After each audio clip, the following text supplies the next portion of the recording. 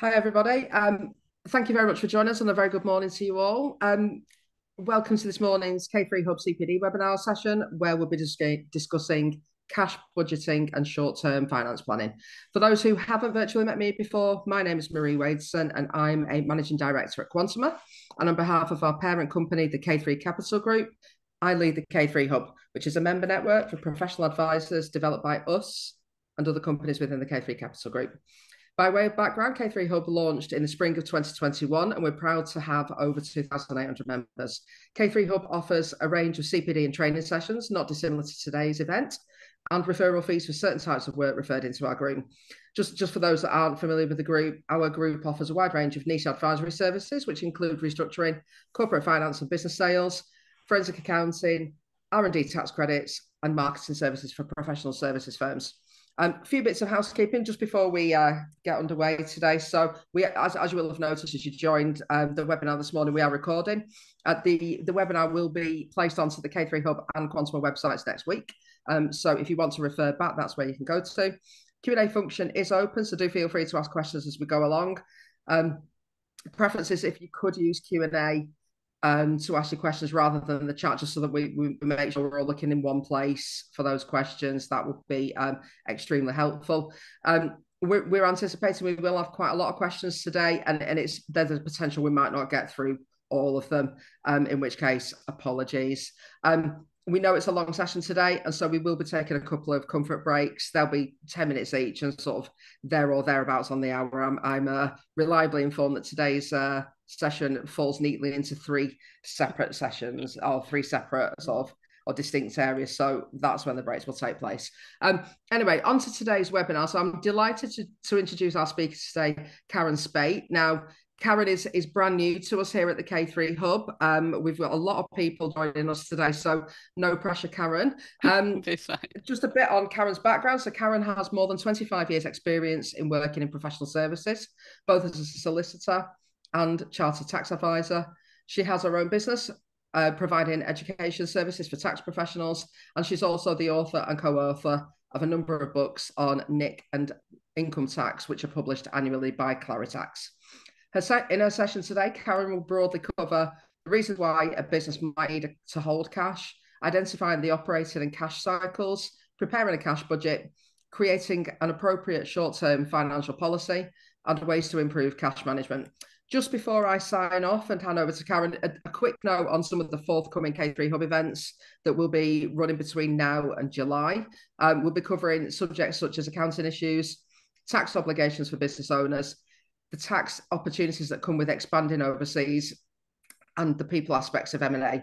You'll find further details and registration links on the K3 Hub and Quantuma website shortly. And of course, in due course, invites will appear in your inbox, so do look out for those and join us if you can do. That's all from me today, so I hope you enjoyed today's session. Wishing you a great weekend when it arrives. And Karen, over to you. Thank you, Marie. So welcome everyone to what is a sort of a fairly dull but very shiny morning up here in Leeds. As we said, today is all about cash budgeting and short-term finance. Yeah, let's just think about what we might be doing today. Let me start on the slides. So our objective today is really, as Marie said, to consider the importance of cash planning to a business. And really I want to look at the issues that are involved when we are looking at cash budgets and how we might use those cash budgets to optimize our cash management and also to determine short-term financial strategies. We've got 3 hours. I always love 3-hour sessions because that means we can sort of get past what I would say the article level of cash planning and sort of dive quite deep. So this session is quite detailed in some parts. I will take some breaks, as Marie says, as we go along. It is ultimately your session. So if you have got any questions, if you do pop them into the Q&A, we've got quite a few people here today. So I might not get to them straight away, but I promise you that I will deal with them all in the course of the morning. So it's your session. I do want you to get out of it as much as you possibly can. Okay, so our agenda, I'm going to talk a little bit about the case for budgeting, and how that sort of fits in with movements like beyond budgeting. And then why have I picked cash today? You know, it's like there's numerous budgets out there. Why is it cash that I want to focus on? I've got a good sort of reason for that. How we actually would create a cash budget. As I said, this is not an hour session, it's a 3 hour session. So we are going to sort of get down and dirty and tight, and sort of work out how we can go about setting up a cash budget. And of course, for you, when you're advising your clients, it's not just your business at all, but the sort of issues that your client should be thinking about if they are trying to budget with cash. I then want to like how we would actually use the cash budget for business planning. It is part of the usual sort of business planning that we would do. But I find from both my own experience in running businesses and also those of my clients that actually staying with cash can give you a real sort of oversight as to flows, working capital management, and how ultimately whether you should make it, what you should take into account, and whether you should move forward. So I think it's quite a good thing to think about today. Then once we've got into that, I want to look about how we might control our resource to actually improve our cash position. And then I want to finish off with how we generate short-term finance. Those last two bullet points are interlinked because clearly as we control resources, we are actually generating our own type of internal short-term finance, but also want to have a little look at the external finance that is there. So hopefully that's the kind of what you were expecting. Let's start then looking at budgets. So why do we need budgets at all? Well, it's very tempting on a day-to-day basis to just focus on the problems that we come across and be quite reactive in terms of addressing issues when we are running a business. And firefighting seems to be the norm at the moment. But fundamentally, if we can build in time for planning, particularly for the future, then we are nearer to getting our business objectives and meeting those sort of the targets that we have. And really that's around well, I've put 2 bullet points there: maximizing owner value and making a positive difference. And if you sort of old school, you may remember that the sole reason for running a business advocated in sort of the 70s and 80s was to create shareholder value, to maximize owner value. Over time, and particularly as we've moved into this sort of century, businesses do exist for other purposes, might actually want to make a positive difference in the world. So I've put that down. Whatever your business objectives are, though, planning for the future is quite essential. But if we have our planning, the best plans in the world are great. But actually, once we've done the plan, we do need to control our resources. So the resources that we've acknowledged that we need and we want to have in the plan, it's all well and good, but a plan is just a piece of paper unless we put it into action. And in putting it into action, we will need to control the resources that we deploy in order to avoid inefficiency. So therefore, the role of a budget is not just about planning, but is also about controlling our business going through the things. So that's really why we need a budget, is to deal with the planning and control of our resources. As I say, quite a lot of you are accountants on today, so I'm guessing that I've not said anything there that you have not come across already. But before we go into budgeting, just let's make sure that we're all on the same page about what we mean when we say a budget. And there's a technical definition that I've managed to drag out. It is a formal and quantitative and authoritative statement which details the objective of the business and sets out expectations regarding the allocation and consumption of resources. So there's quite a lot to that, but we can see that if we can do it properly, it should be complete. And therefore, the role of the budget, it's there's multiple sort of roles that a budget takes place, that a budget focuses on. It's not just a technical exercise. I know myself that in some businesses that I've worked with, there are a number of, it's sometimes it's an annual budget setting thing. It's not meant to be a technical exercise if you are working in an environment where it is just a technical exercise, then you're kind of like losing an opportunity, because it does force managers to look to the future and commit plans to paper. Sorry, I've got someone who says they've got an echo. It's unusual for me to have that. I'll just move my mic a little bit to see if I can change that. So we, but overall, it's an important means of influencing behaviour. So again, a few reasons there that I've just put down on the slides. I've done quite comprehensive slides just so you've got them as a takeaway. So there's an allocation of resources. We've talked about that already, but we can use the budget as a platform for communicating both externally and internally with our employees and with those who are responsible for delivering on the business objectives. So we can use the budget to coordinate activities between departments. We can also use it then as our basis for authorising expenditure.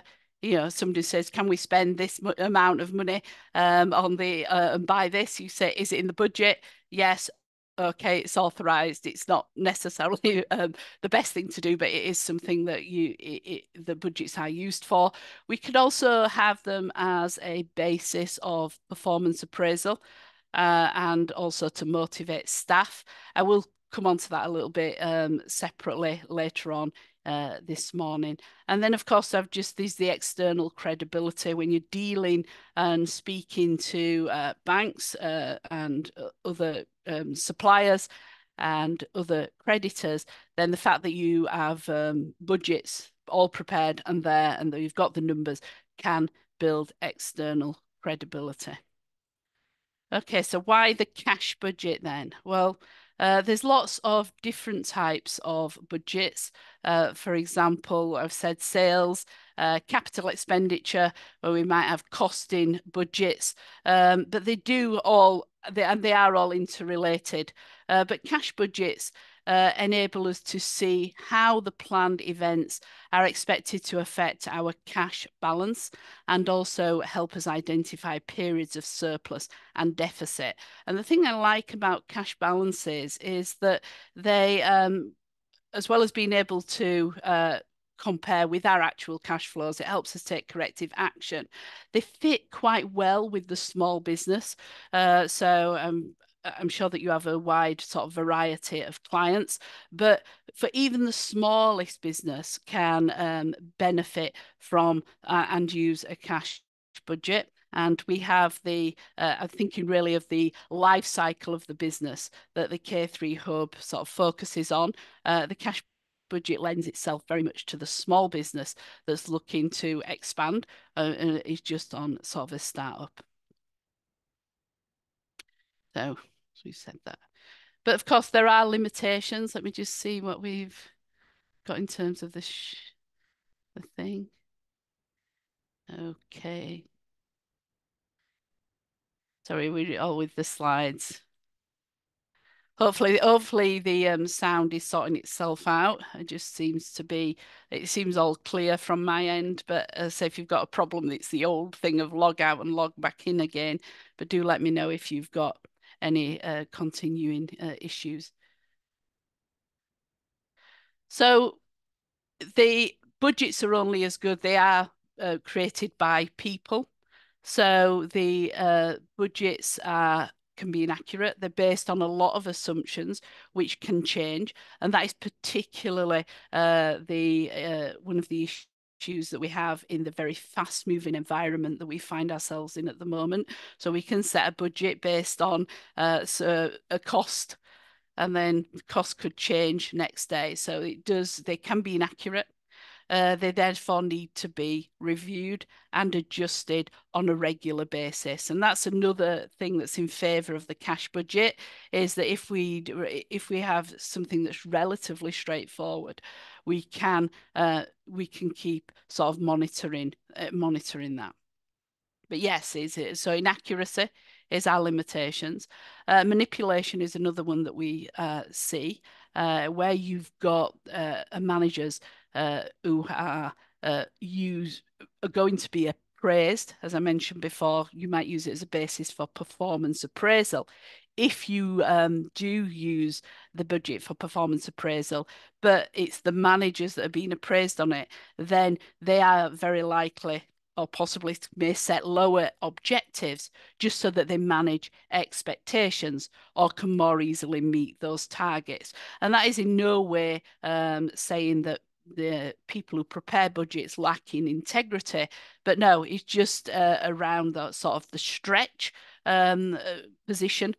Can be quite tricky. And equally, if we do sort of overstretch them because we're using them to push our performance of our employees, and we are using them to sort of judge them against bonuses, we also risk inaccuracy as well.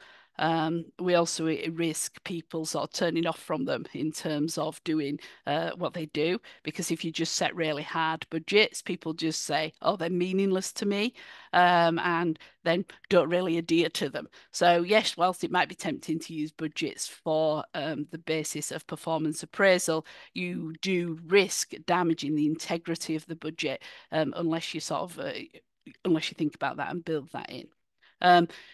The one thing that you do see this particularly with sort of public bodies, I think I've seen it most, is excessive spending. If you have a use it or lose it mentality in terms of budgets, then that can lead to unnecessary expenditure, which in turn damages profit. So are you an example, I'm not going to quote, I'm not going to say any names, but they have a particular budget around training. And as it came every year, they would spend that budget on training so that they had the budget for training in the following year, and to the point where people were being trained for things that they would never do in the business or not. So yes, they were all over budgets. Yes, they were proud of the fact they set budgets for training, but actually they hadn't given the managers the power to say to save money, but then have it reinstated the following year. So that actually happens quite a lot. And then we've got conflicts again between departments. If we focus on departmental budgeting, then we risk damaging overall efficiency. You can get to a situation where the person who is the most focused in on budgets and fights for their funds, they actually end up getting an unequal allocation. It's a higher performing department. They seem to be able to demand more funding.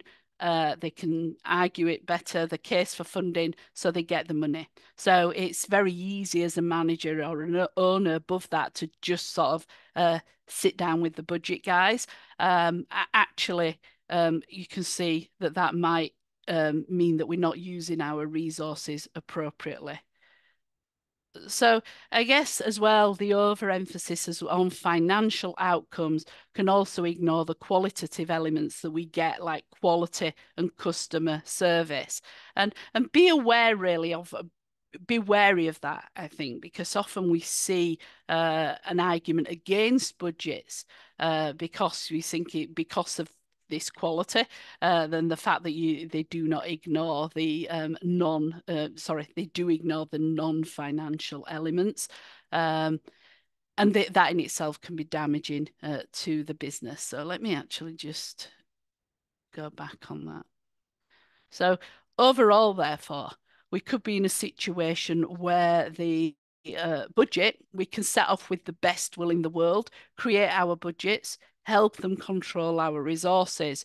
But actually, if we are slavishly linked to them, we could fall into one of these categories around. So we just I'm a big fan of budgets, and I'm a lawyer by background, so that's like a huge conversion for me.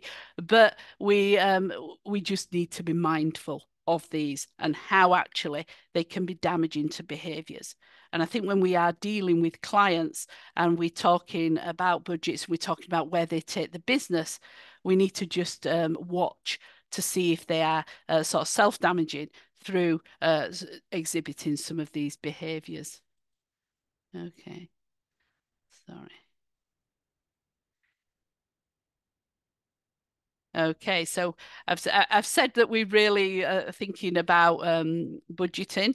Um, you may have heard about the Beyond budgeting initiative that exists. So certain there are a number of companies and businesses out there that just move away from budgeting altogether, and that has certain amount of traction.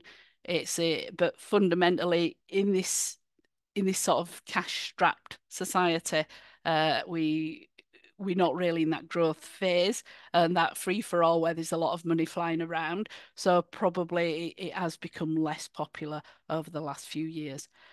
So cash then. So let's proceed. Whatever your personal views are about budgeting, let's proceed on the basis today that it's a good thing, that it has limitations, but actually we're going to be watching for those behaviours as we work with ourselves and our own businesses and our clients to make sure that the downside of that is minimised. Cash. If I've seen one article that says cash is king, then I've seen a million. It's a very, it's a bit of a trope really in terms of how it's bandied around. I'm going to adapt it as well. The one that is the quote that I've put on this slide is equally as common. So I'm not claiming that I've done anything special, but it's the one that I like because we've got this idea sales revenue is vanity. We all know how pleased we get when we generate sales. The profit is the sanity, the thing that gives us the comfort that we're actually doing things right. But the cash is the reality of our business. And I'm sure I don't need to tell you that there is a big difference between cash and profit. We can have a very sort of profitable business, but we could still be stuck for cash. And we'll come on to see why that's a problem for us. And I've just really put a slide there together. I'm not going to work through everything, but just to say that there's certain things that help our profit that actually have no impact whatsoever on sort of cash. So if we repay our borrowings, for example, that will have no effect on profit or overall on our accounts, but it will obviously suppress our cash because we'll need the cash to repay the borrowings. Equally, we can improve our cash by if our credit customer pays us quicker, but that doesn't alter our profit because will have still they'll just switch from creditors to cash at bank. And equally, again, if we issue new shares for cash, that doesn't alter our profit either, but it does give us obviously gives us a cash boost. So we've got to be quite clear that when we're talking about profit, which is important for building shareholder value, but also we are not talking about cash. They are two completely different things. And today we're really focusing on cash. Our reason for focusing on cash is because we need it on a day-to-day basis. That's why it's the reality. A company or any kind of firm needs a certain amount of cash to get through the day, and that is to fulfill their debt obligations, to buy inventory, to pay our employees. I did actually for a very short time when I first uh, completed my training, work for a small law firm that used to be very, very focused on getting all its cash together each month so that it could actually pay all of its employees. Okay.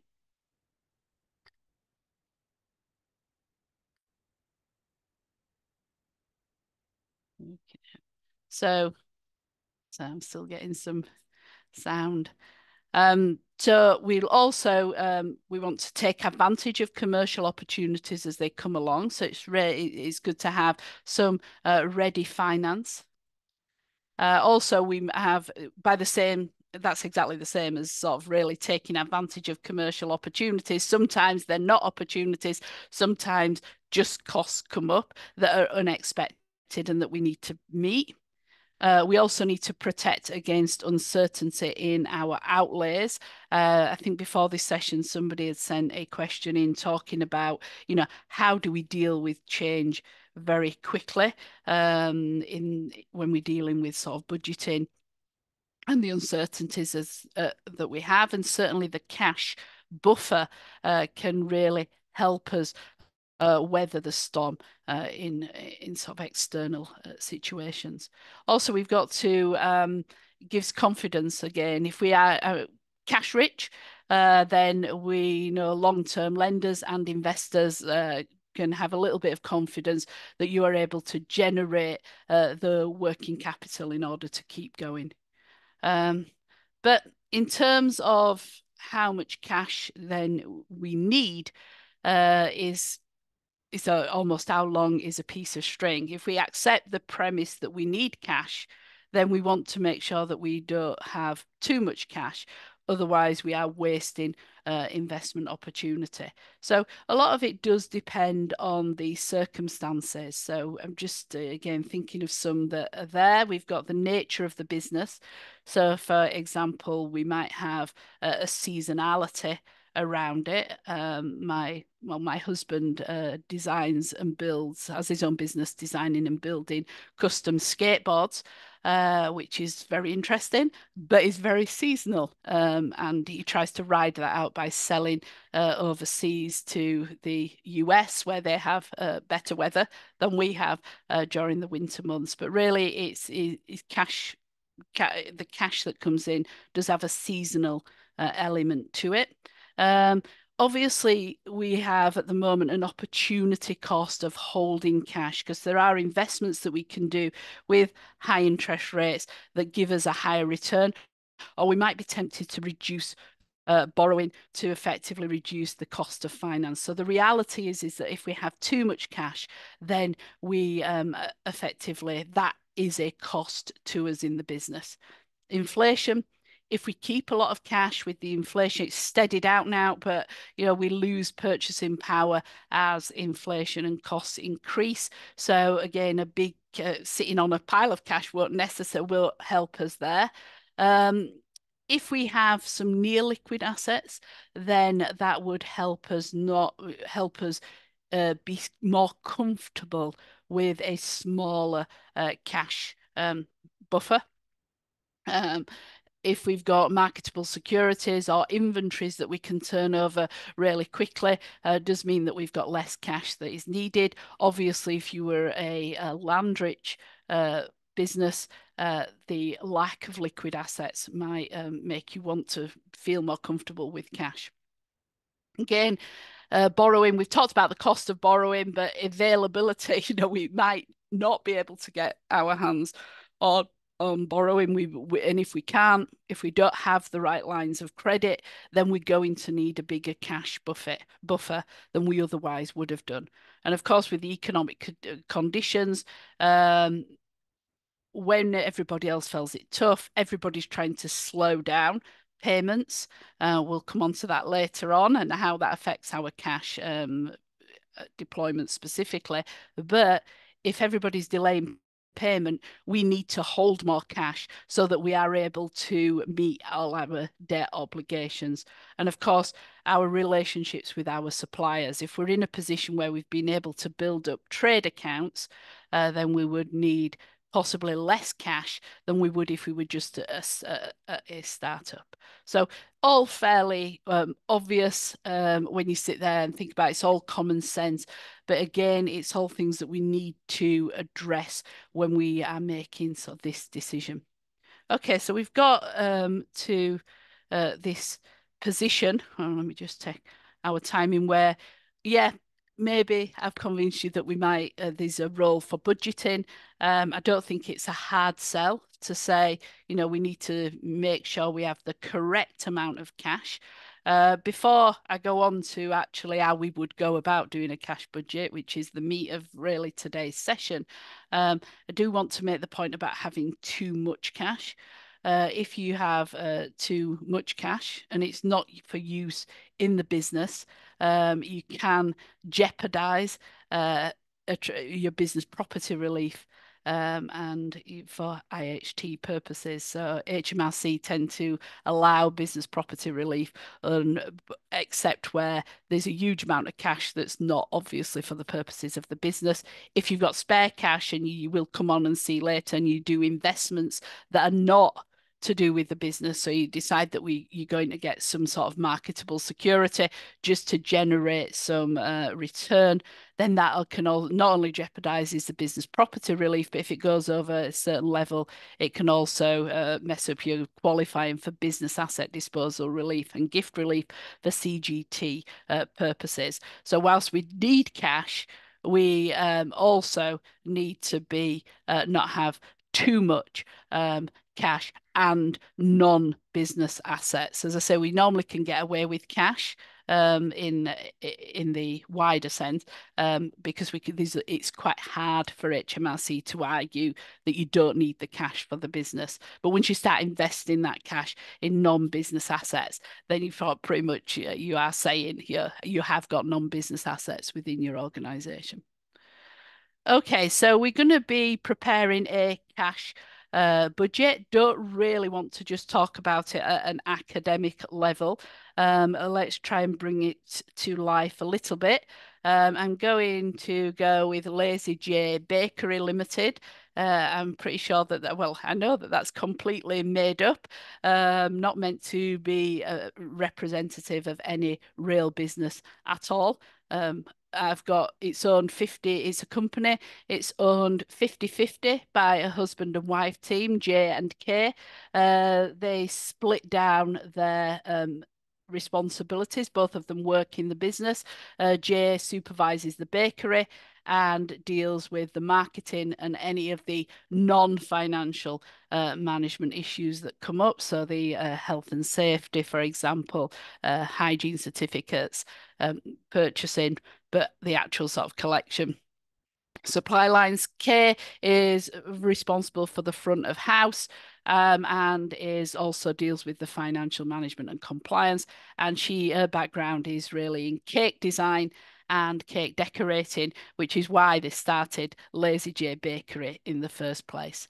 They have 2 employees, Holly and Dave, and they are both part-time bakers and servers. And this business, it was established in 2021 and the core business is this retail bakery.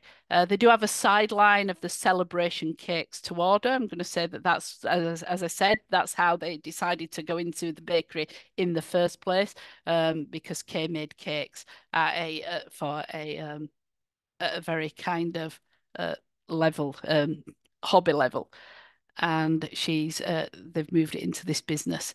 They do operate from one site that is rented, and it's in a suburb of Leeds. They do all their baking in-house on site.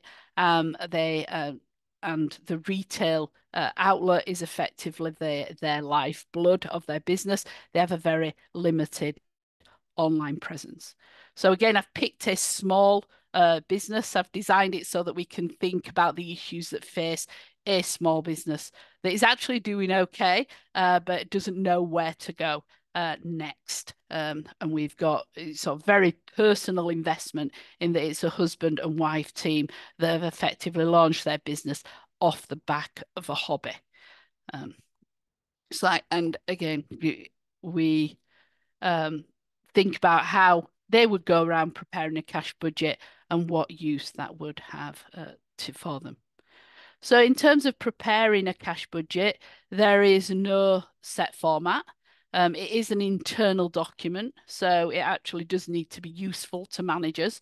We need to set it up in a way that we can read it and it has useful information in it. Otherwise, there's no point in doing it at all. They're typically broken down into set periods. For example, a month or a quarter. I have to say that probably whether it's a month or a quarter depends on what we do in the cash budget for. Anything that's like longer than a year, if we're doing a year in total, it's will need massive adjustments used to bear in mind the speed. So we typically do it to cover a year or 6 months. And if it's a 6 months, it'll be broken down in a month. If it's a year, it will be broken down into quarters. I actually think for small businesses, you kind of need it on a month by month basis. Everything is happening so quickly. Now, because our focus is on cash, we're going to be excluding credit sales. And in terms of credit sales for retail businesses, this would include credit cards, but not debit cards, because debit cards you are paid straight away. So credit sales are excluded because it's all about cash and we have that delay. Similarly, expenses that we have in our accounts, such as depreciation, are not recognised. So basically, when we're deciding what's going in our cash budget, we are thinking about the exchange of cash actually taking place.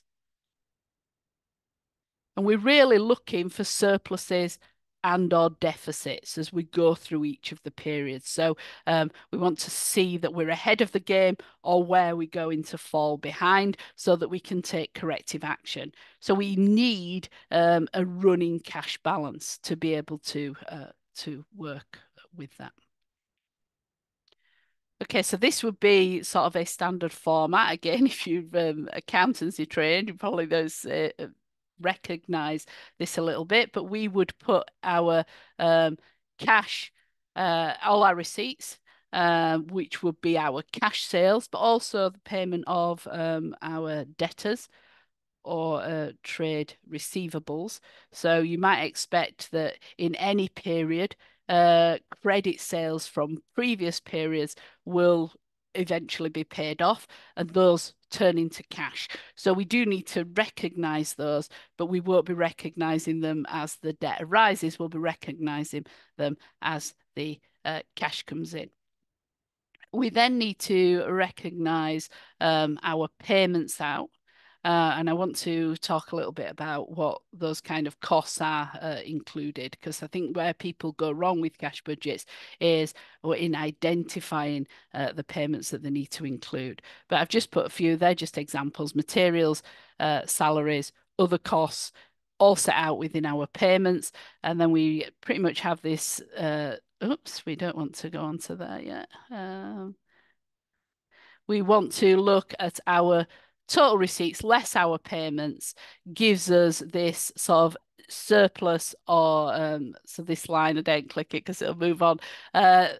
Does the so the line total receipts less payments gives us an idea of whether in that particular period we are generating a cash surplus or a cash deficit.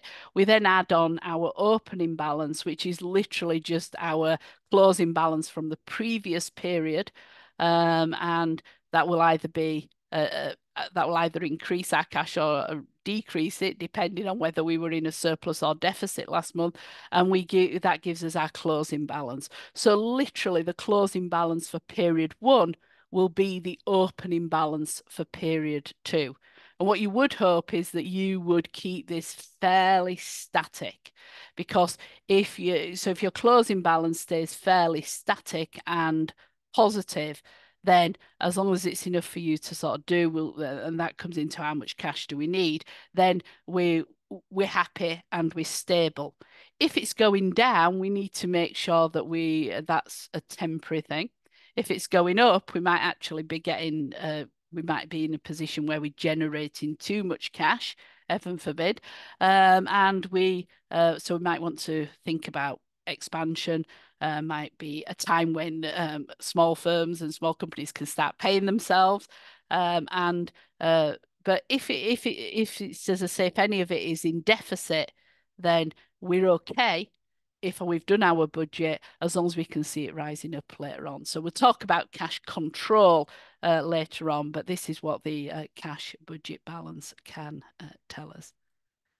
So talking about this example, I put this up because it makes a change from seeing graphs and tables, which we'll be seeing a lot of, but it's also, it's not meant to be flippant. It's actually about remembering what we're doing this for. So as we get talking to clients, when we start, we've done the case for budgeting, we've got them all bought in, we've talked about the dangers of it and becoming obsessed. But fundamentally, we've got to remember why people do this.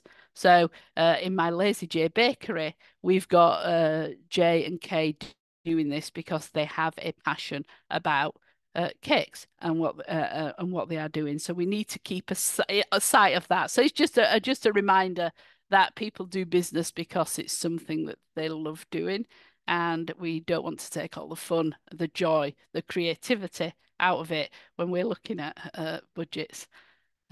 So if we use this example, we'll do this example and then we'll think about having a break. I've built a budgeted income statement for the Lazy J bakery. Kept it at a fairly low level. It is a small business. And we can see that for these are all totally made up. We've got the next 6 months, the income statement that they think they're going to be generating sales between 22,000 and 30,000 a month. So pretty successful for a small bakery.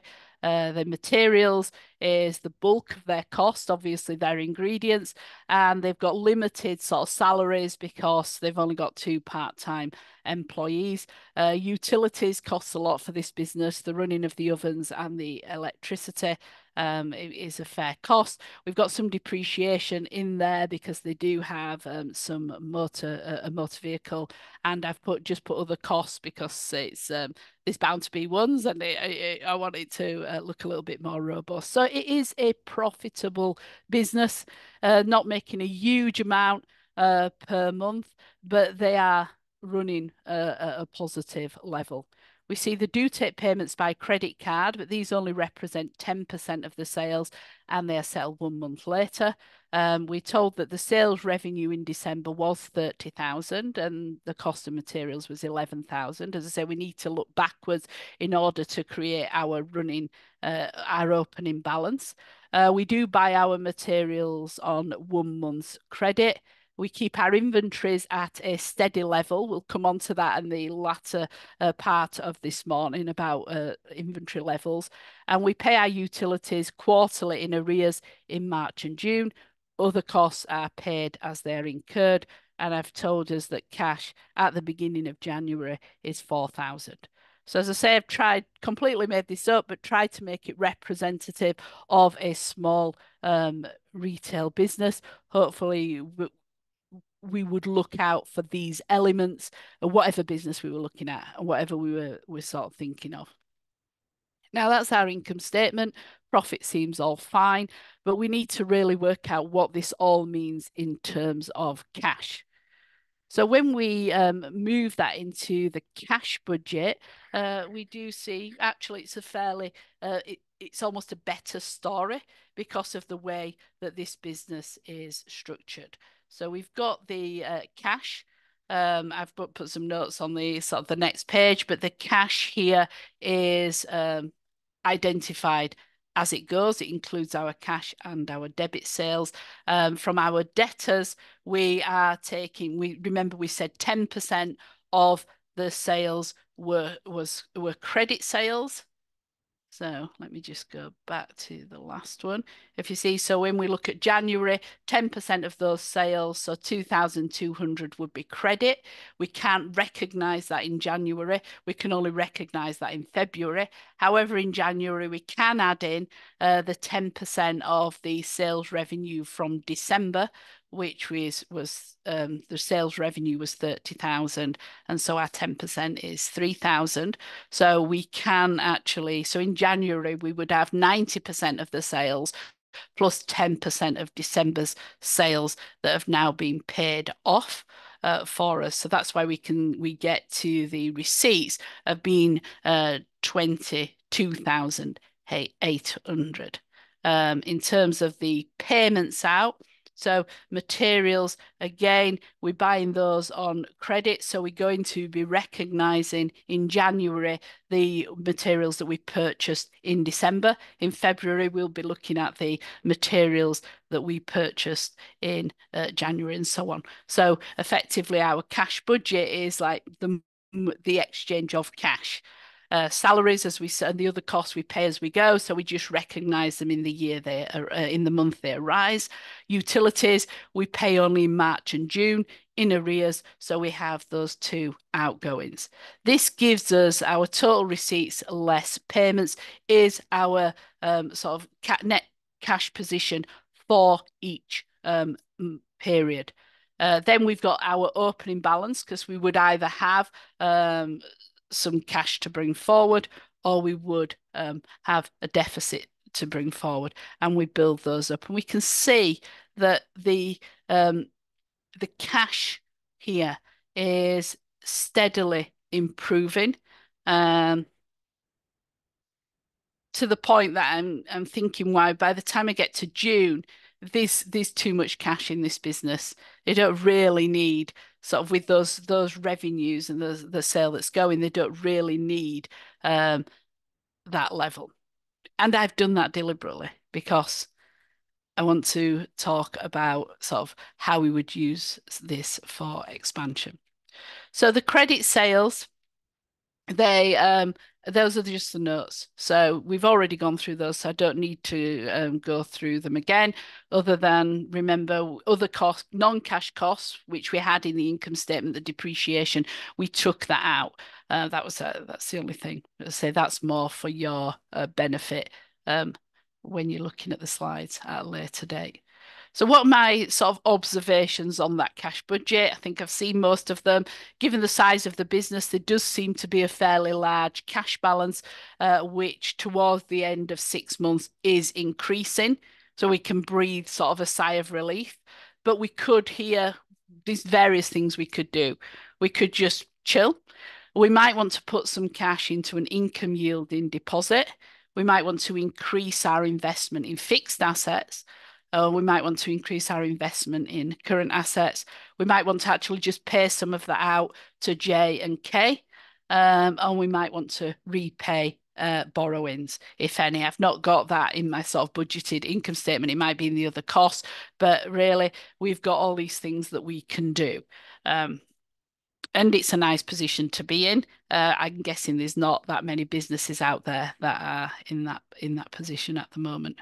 But we've got, before we all sort of get giddy and go and start doing buying everything, it's like, well, hey, we've got to think it is only covering a 6-month period, as we see things change really quickly. So that might mean that we need to look a little bit further before we sort of burn all the cash. So if we're in January, should we really be spending straight away? And as I've mentioned already, before we start getting into non-business assets, investments, we need to think about the impact that has on us for tax relief. And we've not seen the balance sheet here for Lazy J Bakery. It doesn't sound to me, if they have a retail shop, we've got a vehicle, there's not a huge amount of business assets in there. So a non-business asset could really skew things pretty quickly.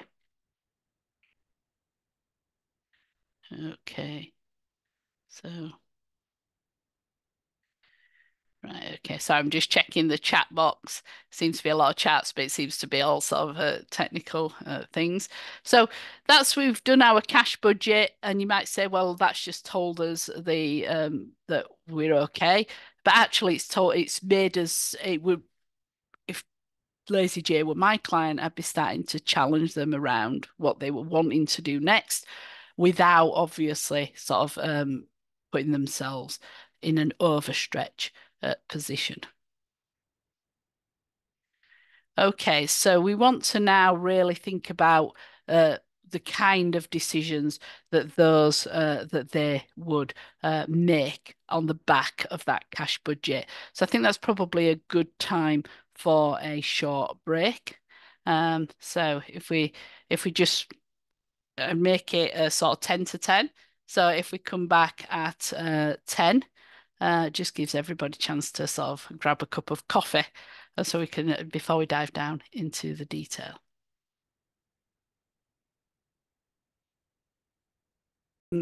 Get back into it. So before we had the quick break, we had actually prepared a very quick cash budget for our Lazy J bakery. And as a result of that, we thought actually our cash position is quite strong, recognizing the limitations of the fact that we've only done it for 6 months. So we should actually think not jump too quickly. And also bearing in mind that we don't want to keep a massive cash reserve that might, or invest in something that might jeopardize our tax position.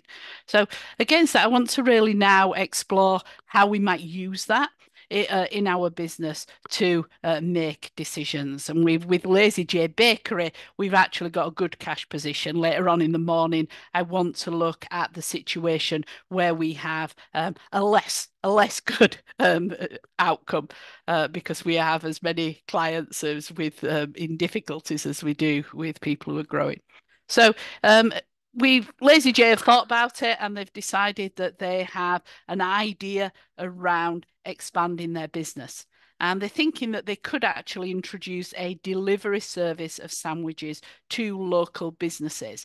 Now, they have invested £1,000 in some market research, which shows that the realistic sales would be 400 sandwiches a month in January and February, 1,200 in March and each of March and April, and then 2,000 per month after that. Each sandwich will sell for £5. Now, what you'll notice in my presentation today is that I am skirting around, or rather jumping over the issue of detailed costing and pricing. And that's because it's a 3-hour session on its own. Maybe these, if this goes down well, I may come back and do a pricing session for you. But today we've not got the full day. We've only got 3 hours. So we're just gonna say that we're going for a selling price of £5, and we are comfortable with that as being an appropriate price. The company does have a van and it's not currently used.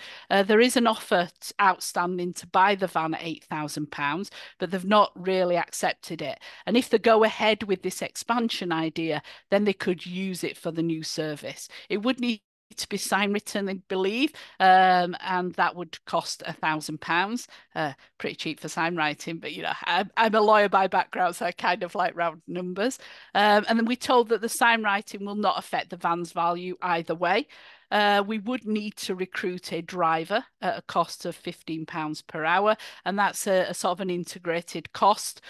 Just so obviously when we are looking at new employees, there's lots of costs involved. I'll chat about that shortly when we look at what costs we include. But we are expecting that the hours will be 25 hours per week.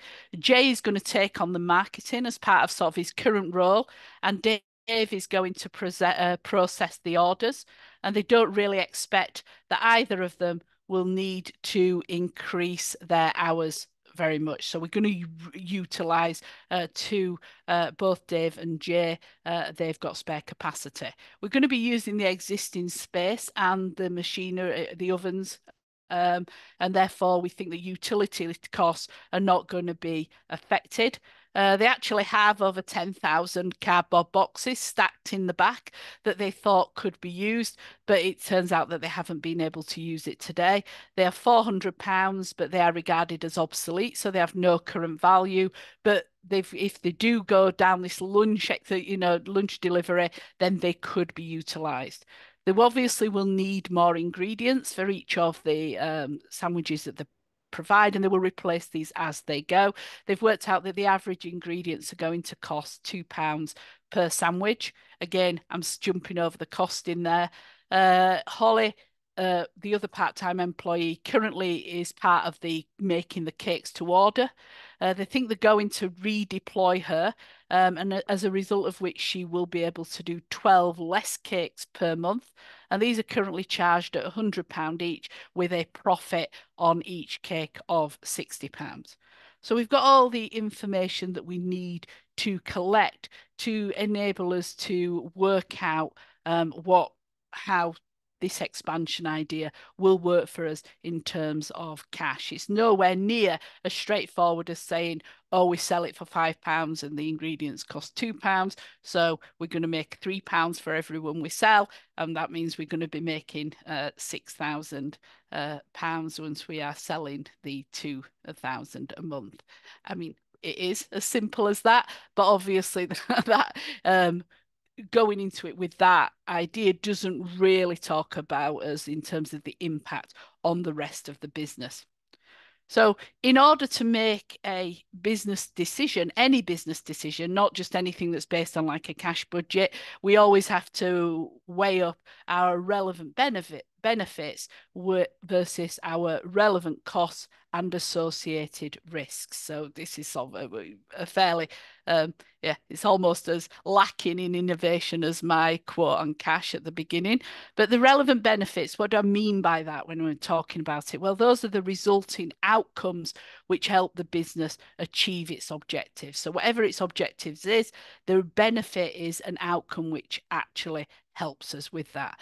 A relevant cost is a sacrifice of our resource to achieve our objectives. So if we think about our cost is always in terms of depletion of resources, I've got £1,000. I could go buy a handbag, or I could keep it and invest it, or I could give it to charity. All those deplete my resource, except maybe the buying of a handbag, because if I was to buy it and it was to go up in value, you never know, then you are actually swapping just cash for a different type of resource. So to think about a cost itself can be a sacrifice, or it can in its entirety, or it can have bring something into the business as well. And the associated risks. Obviously, if something's got huge benefits, but it's got huge risks attached, then that's why I've got a scale. Those two balance each other off. So when we are looking at this kind of investment, we want to be thinking about the relevant costs. In other words, the downside of our scale. Our benefits, I guess, would be articulated in terms of our additional profit. Remember our stated objectives at the beginning was to build shareholder value, and also maybe make the world a better place. But if we're just going to stick with the traditional thing of making shareholder value, the question we've got to say is actually how will the sandwich delivery business enhance value? And it will if we sell more, make more profit. Ultimately, if that turns into cash, that could be good. But that might actually be outweighed by the relevant costs. And it's not always easy to determine what the costs are going to be. And we do have to think about, we've got our historic costs, which is our acquisition costs of our assets that we use, versus our opportunity cost, which is the benefits that we might actually forego as a result of investing in this particular expansion idea. So, for example, we've already seen that we are going to be selling less cakes as a result of doing this sandwich delivery business. The opportunity cost of selling the cakes is a benefit foregone. And we need to make sure that we don't give up so many benefits that effectively the benefit that we generate through expansion is eaten up by other opportunity costs. We've got our outlay costs, so there will be costs of things we have to buy in order to deliver this new service. So ingredients, for example, is definitely something we've got to outlay. We've got to sign right the van. We've got to get a new employee. Sunk costs are the costs that we've already invested, and they are totally irrelevant. And sunk costs a very dangerous thing when we are ideally looking at investments, because we get really focused in on them, like stupidly so. And I'll come back onto that in a moment. But also there are what we call committed costs. So these are costs that we will need to pay regardless of whether we do it or not. So our utilities bill, for example, we are committed to paying that, whether we go ahead with this expansion or not. And of course, there's the non-monetary costs. So it's the customer satisfaction, etc. We'll have a look at those. So in order to be able, we only take into account relevant costs. So if it's not relevant or irrelevant, it goes out of the cash budgets, it goes out of our analysis.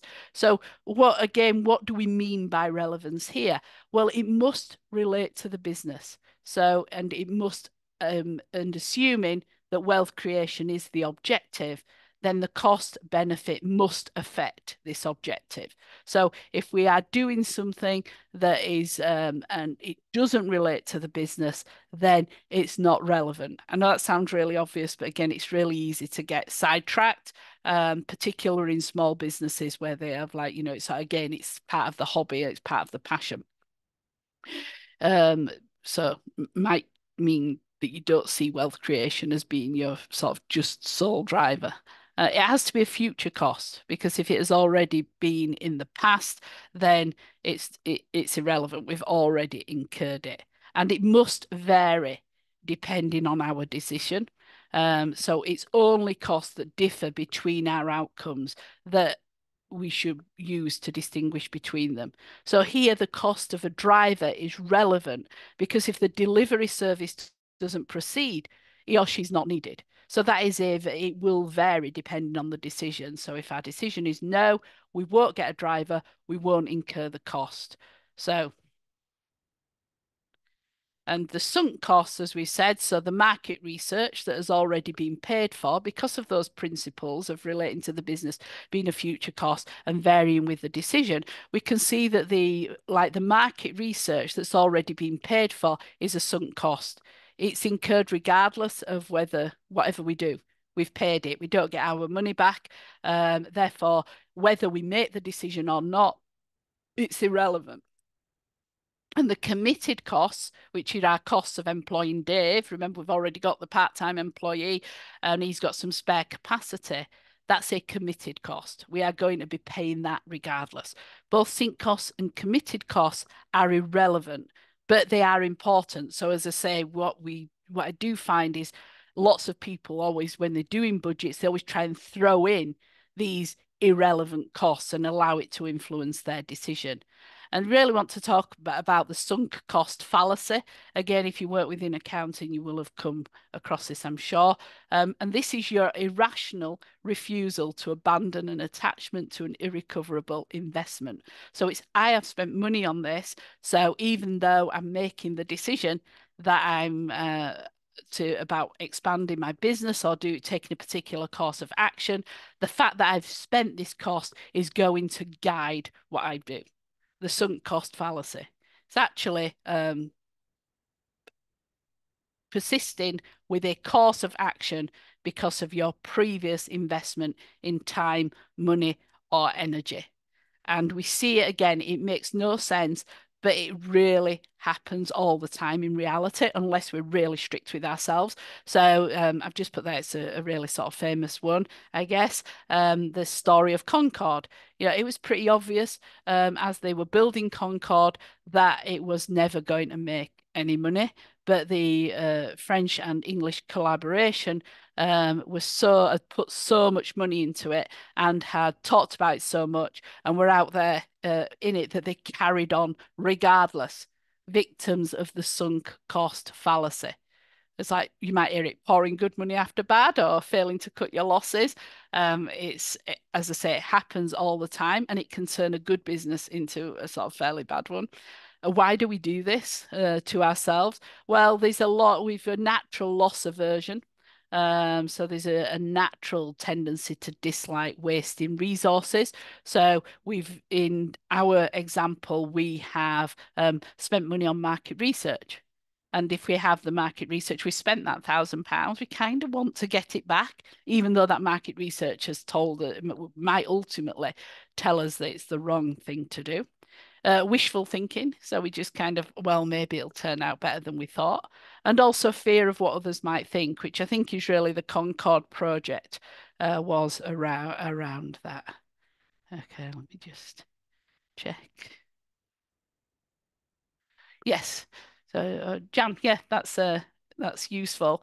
But maybe they would have been better to pay all the costs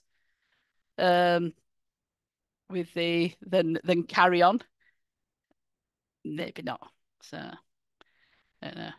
So there was just, as I said, there might be lots of reasons. So I could add another bullet point to this to go to Jan's point. You've got the loss aversion, you've got the wishful thinking, you've got fear of what others might think, but you might also have legal commitments and really adverse repercussions if you don't proceed.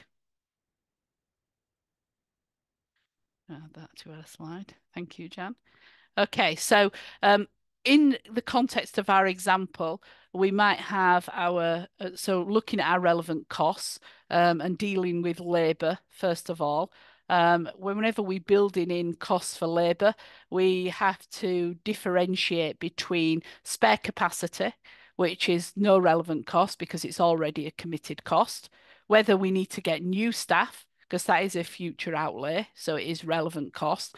And when we've got existing staff redeployed from another task, that is also a relevant cost. But here, it's not the outlay cost, it's the opportunity cost of the diverted labour. So if we look at what, just to remind us what we've said about the labour relating to the expansion idea, we've got that Jay is going to do the marketing, so that's spare capacity. Dave is going to do the order processing, which again is spare capacity. So these are not relevant because they're already committed. Holly's going to be redeployed, so there is a relevant cost there, and that's going to be the opportunity cost of the diverted labour. And then where driver needs to be employed, which is a future outlay cost. So just to summarise that and just to clarify that the opportunity cost for Holly is going to be the loss of profit that we get as a result of Holly no longer making cakes. So we told it's £60 on 12 cakes. We're losing effectively £720 per month by diverting her from the cake making to the sandwich making, and therefore that has to be included as a relevant cost. This opportunity cost is often something that's ignored in reality because you just think, oh, you tend to do it on wages, but your opportunity cost, hopefully, unless they've got spare capacity, the opportunity cost is often higher than the wages involved. It depends on what they're doing.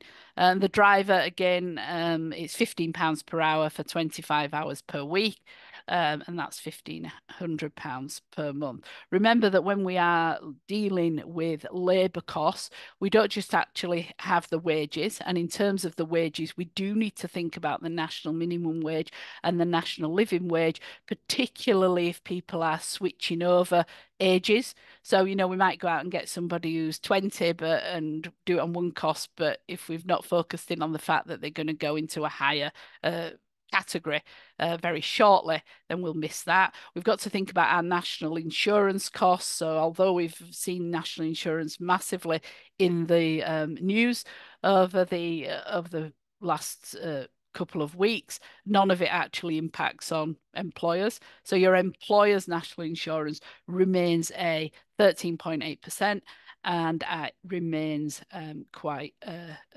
it's a chunky outlay. So although it's deductible from corporation tax perspective, although if you are below a certain size, you get an employment an allowance of like 5,000 a year, it's still an absolute cost that you must build in. And then we've got the other costs, the health and safety costs, public liability, employers' liability, insurance, any sort of benefits that we provide that's additional. Remember, we're not really looking at committed or sunk costs. We are looking at sort of future outlay. So just bear that in mind with new employees. It's not just, as I'm sure you all know, it's not just the hourly rate that you should pay them on. Okay, so for materials, we'll build all this in shortly. For materials, it's going to depend again, are they already in the business but will need to be replaced because they're used often? That's an outlay cost and therefore is relevant. If we've got them in the business but they're not currently used, then we've got a relevant cost, but it's the opportunity cost there. So we'll come back to the cardboard boxes, or do they need to be newly purchased? Again, it's a relevant cost, it's an outlay cost. So pretty much material costs are usually involved. So we've got ingredients and cardboard boxes here, and the ingredients are clearly a future outlay cost. They might already be in the business, so might have flour, but they will need to be replaced. So we would just literally include all the costs in that. The cardboard boxes, so it's like here they're not relevant. Although the cost would normally be the lost opportunity cost. We're told there's no intrinsic value. So there's no cost is actually should be included in the decision making for those. We're going to use them up. We might think, oh, that's great. We've not got a waste. But fundamentally, it's not something that we should acknowledge within our cash budget. Okay, now other monetary costs, obviously these are individual to each project, and we use those general rules of limiting to relevant costs. You know, does it relate to the business? Is it a future cost? And does it vary depending on the business decision? And for Lazy, I've got Lazy Z Bakery there. Sorry, that should say Lazy J. Other costs are plant and machinery. Well, they're not relevant because they're a sunk cost. We already have those. We've bought those and we're using them. The sign writing is relevant because it is a future outlay. It will vary if we don't use the van because we're not doing the deliveries. We don't need to do the sign writing. We've got the additional packaging which will be relevant because it's a future outlay. We've got, yeah, cardboard boxes, but they're only going to go so far. We've got the additional running costs of the van. That's relevant and it's a future outlay. Now, in terms of the van itself, which should be there but isn't, so the van we would include because we've actually got an offer to buy it. So although we will, an offer for someone else to buy it from us for £8,000. So although we would say we've already got the van, and therefore it's a sunk cost, it isn't because we could have the money. So by deciding not to sell it, we're actually losing £8,000. So we do need to build that in. So that's the opportunity cost of that. So in terms of our non-monetary costs as well, these are really hard to measure. And often the impact on the business is not immediate.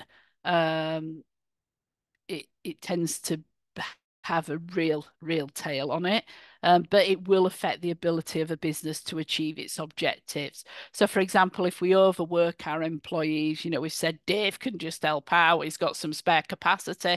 You know, if he doesn't, then ultimately he may leave. We'll then have to invest in getting a replacement. We might have things like other qualitative costs and benefits might be customer dissatisfaction. You know, we're starting a new thing that might spread us too thin. Something might happen that damages our reputation. So you could run over someone whilst he's out delivering. We've got demand. We've done our market research, but it costs £1,000. It will be limited. So we might suddenly find that something happens to that demand and those numbers do not materialize. And how do we actually build that into our costs? And then we might have collateral benefits that we cannot monetize. So we might get more customers through the door. We might have an improved brand loyalty. Who knows? We might sell a sandwich and then someone might order a birthday cake because they like the sandwiches so much. I mean, that's what we're hoping for, but we can't actually monetize that at this point in time. I know it would be, you might say it would vary but we can't include that. They're just really tricky. So it's how do we go about that? We've two choices. We can disregard the non-monetary costs, or we can put an element in for it. My thoughts would be to bear in mind the limitations of budgeting is accuracy. My thought at this point would be to ignore the non-monetary costs that we cannot identify. If we can identify it, it ceases almost to be a non-monetary cost and becomes a monetary cost, and then we can apply the general principles. But that might not always be the same when we come to the end of June with this expansion cash budget. Some of the non-monetary costs may have realised themselves. So putting all that detail into our cash budget using the formulas and the setting that we had before. So our receipts is going to be our cash and this is purely limited to the sandwich sales. So it doesn't incorporate the rest of the cash budget from the retail bakery. But we've got the cash coming in. Assuming that we've got the same level of credit sales, we will have like 1,800 coming in January. But against our costs of the van, you see, with the opportunity cost plus the sign writing cost, we've got our salaries. We've calculated that. Other costs, I've just randomly put that in. And we can see that at the outset, we will be down nearly £10,000, but that is primarily due to the van and us recognising the opportunity cost. And we can see that then as we get into February, we don't have the van, but we are sort of starting to amass. We'll have to pay for the materials that we've bought in January. Therefore, we have higher cost of materials, and fundamentally, we've dragging our we have a much lower net cash position. We've only lost out just over £1,500, but we're dragging this 9,920 from month one. And so we keep going on. And by month 3, on the numbers that we've got, we are starting to make a surplus, but we're still dragging our initial outlay costs behind us. And that improves until we get really at the end of June.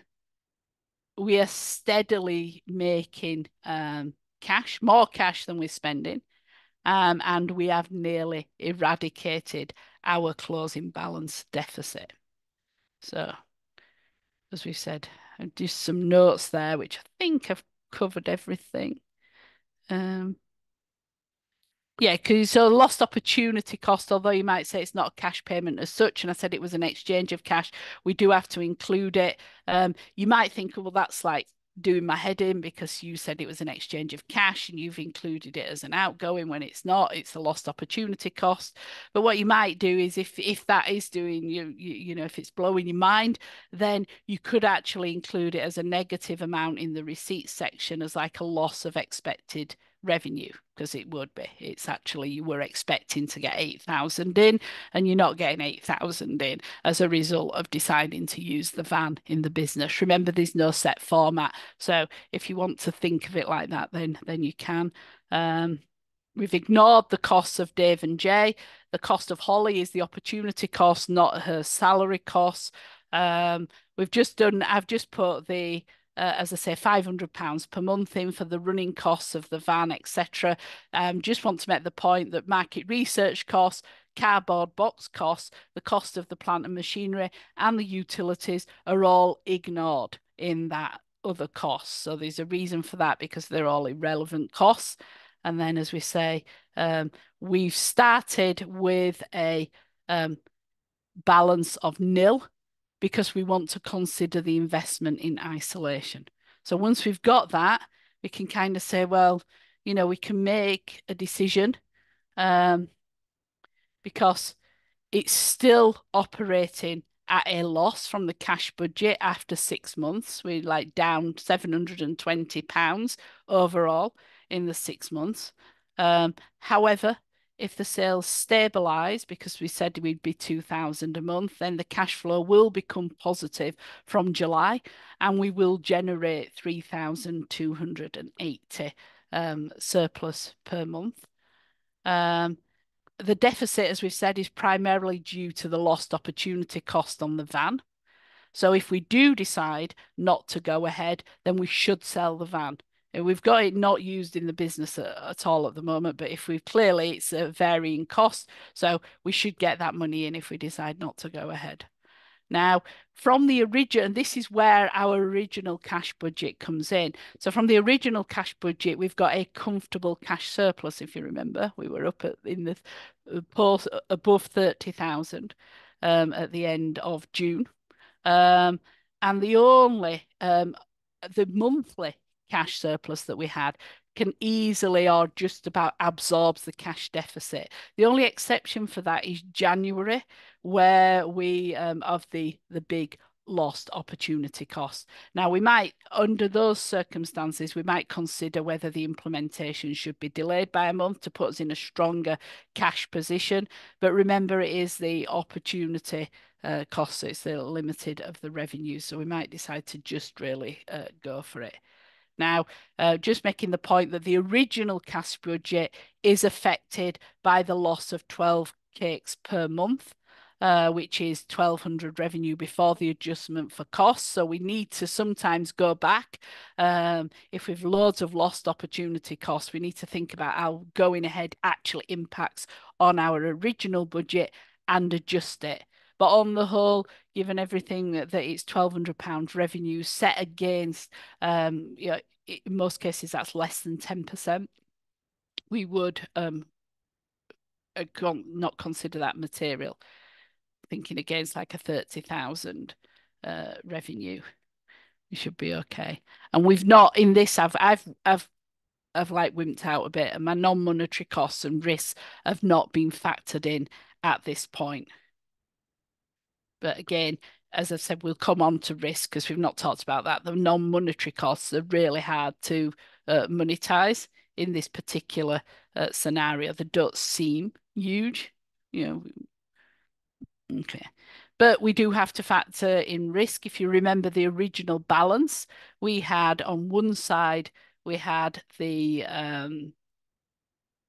benefits, and on the other one we had like the cost, the benefits foregone, and the associated risk.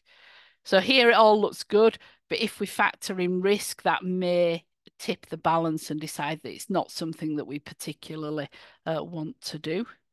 And the risk is the chance of the outcome not being as predicted. So examples that you might be able to think of is no one using the delivery service, a customer getting food poisoning, which has like a real knock-on effect in terms of people not wanting to use the delivery service, but might actually damage your existing business as well. The van breaking down, so we need to replace it. We've got unexpected costs and cost changes. I'm thinking here particularly to ingredients and utilities, and maybe staff costs that make the original decision unviable. So that lack of predictability, this managing of risk, is like something that is become really common in the current economic environment. And I say current economic environment, but let's face it, we've dealt with risk and uncertainty for probably the best part of 5 years now. So another risk is not that we've failed to predict something. We might have actually just got it wrong. So our costs or our benefits may have been inaccurately estimated. There might also be something that's really sort of out there, which is that no one could predict. So COVID, we must like need to try and move on with that. But we keep getting that, don't we? We've got the COVID, we've got the invasion of the Ukraine, things that we just like, whoa, that we weren't really, how can you predict that or do any scenario planning against that? Now, the greater the potential that this scenario that we've put is can deviate from predictions, then the greater the risk.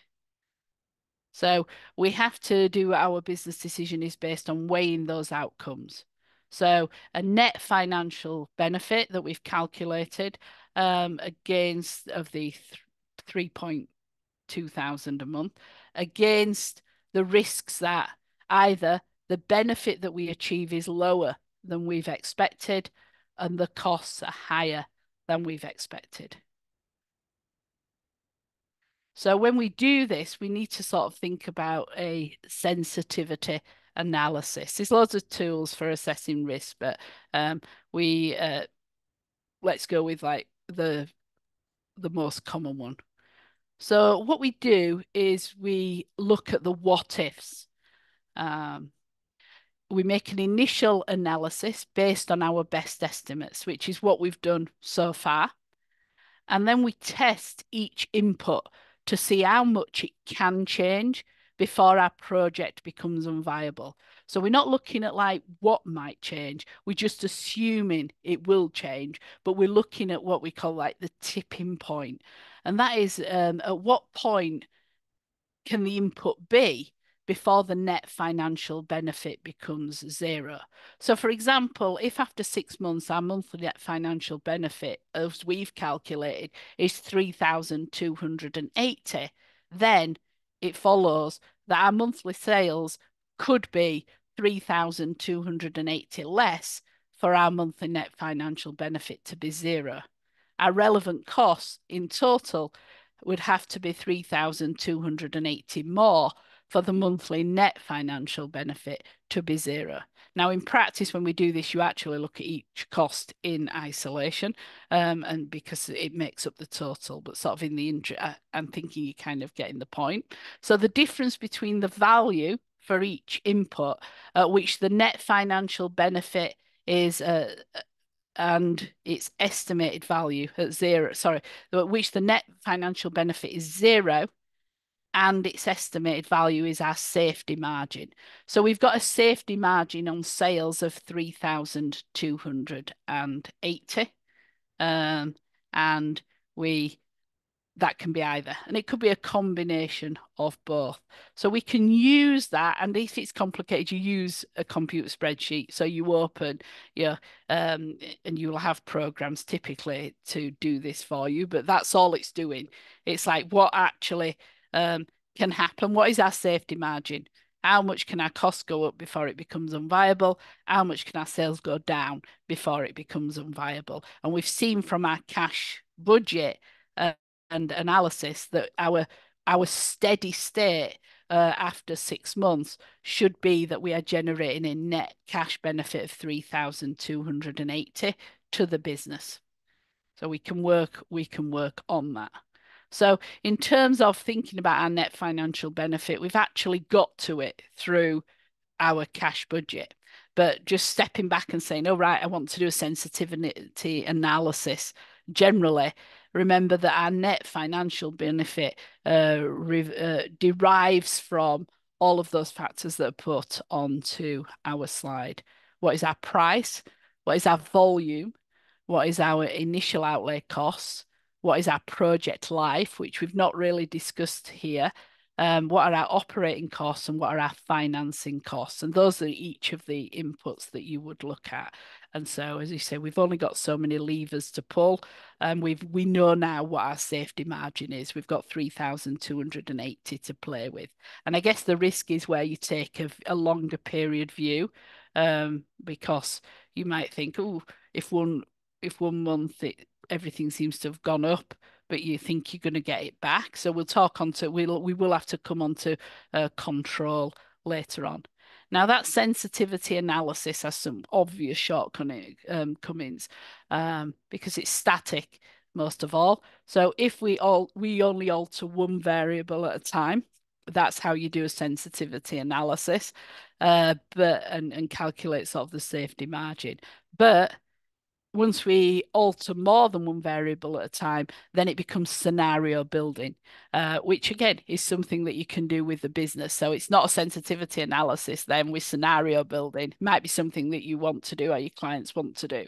But fundamentally, it's a logical process that we go through. We've identified what our current cash position is. We've thought about our different expansion ideas. And I must admit, when I first started doing this session, I had about 4 ideas. And I thought, oh, we could just compare them and say which one we would go for. And that, of course, is something we could do. But then realised that I wouldn't really be able to fit much in around control, which I think is an important part of this topic. But we could easily, if Lazy J Bakery had come up and said, we don't know whether to do a delivery service, or we don't know whether to start catering for weddings, or we don't know whether to do both, you would run sort of cash budgets and analysis for each of those and then compare them. And then each input into each of those would be tested for sensitivity to get our safety margins. And one hopefully would emerge or none would emerge. Here, I'm not seeing anything really that would say that we couldn't react quite quickly if it turned out to be too much risk. But we're doing it at a very low level. You might have really massive outlays and then the risk becomes much higher. So it's static. We don't know whether the inputs are likely to change or not. All I've done when I'm doing a sensitivity analysis is said, oh, my sales can reduce by 3,280 per month before there's a problem. That's my safety margin. It's not actually telling me whether that's going to happen or not. Equally, we don't have any rules whether to accept or reject a project. When we're doing some sort of valuations about long-term investments, we might look at net present value. We might decide, well, actually, we don't get the return on that we were expecting. But here, when we're looking at a project that's around sort of cash generation, then we don't know whether to accept it or not. It's just our experience there is saying, you heard what I said. I was like, oh, well, we don't know if the sales don't happen or if the van breaks down or if we can't get a driver or if all these things we don't really know. One is £3,280 safety margin enough? If we feel it is, fine. It probably is here because we can easily like pull things back fairly quickly. But if it isn't, then you might have to build a bigger safety margin, which would include adjusting like your sale price, maybe doing some more marketing. So the whole thing is to help us with our business decision making, but it doesn't make the business decisions for us. Okay, so now talked about the managing the cash. We talked about not letting it run too rich, otherwise we sort of we tip into like a negative positions in terms of the cost of finance, lost opportunity cost, jeopardizing our tax status, etc. We've also like how much do we need in terms of what happens when it gets too short. Well, there are various models out there that help us control our cash balance. Again, this is likely to manifest itself in the form of some sort of computer software. And it's not my role today, really, to talk about and compare software packages, more to really look at the theory behind it. So one of the ones that you would think about is the control model. And this involves us identifying a target balance that we want to have based on our outgoings and expected outgoings that we've budgeted for in our cash budget, and giving ourselves 2 limits, an inner and an outer, which looks like that. So we've effectively here, the thick black line is our cash. I've got this grey line, which is my cash target. Don't click on it because it's going to be, hang on, I've got one down here. I've got a laser pointer down here. So I've got my target cash balances here, this line. Our outer limits are the red lines. Our inner limits are the dotted lines, and our actual cash position is the black line. And what we would look at is at the point when it starts falling below our inner target, we start thinking about it. We start getting worried, and we would decide how long we would be prepared to wait before we take action. because obviously the second it dips, you might be like, oh, we need to do something. You might want to give it a little bit of time, but not long. And we see here it's now hit our outer limit. Now we have time for action here. We can see actually it's turned itself round and gone up. That's probably because of some intervention. And then we can see it above here. So whilst it lives within these two inner limits of our target balance, then we're fine.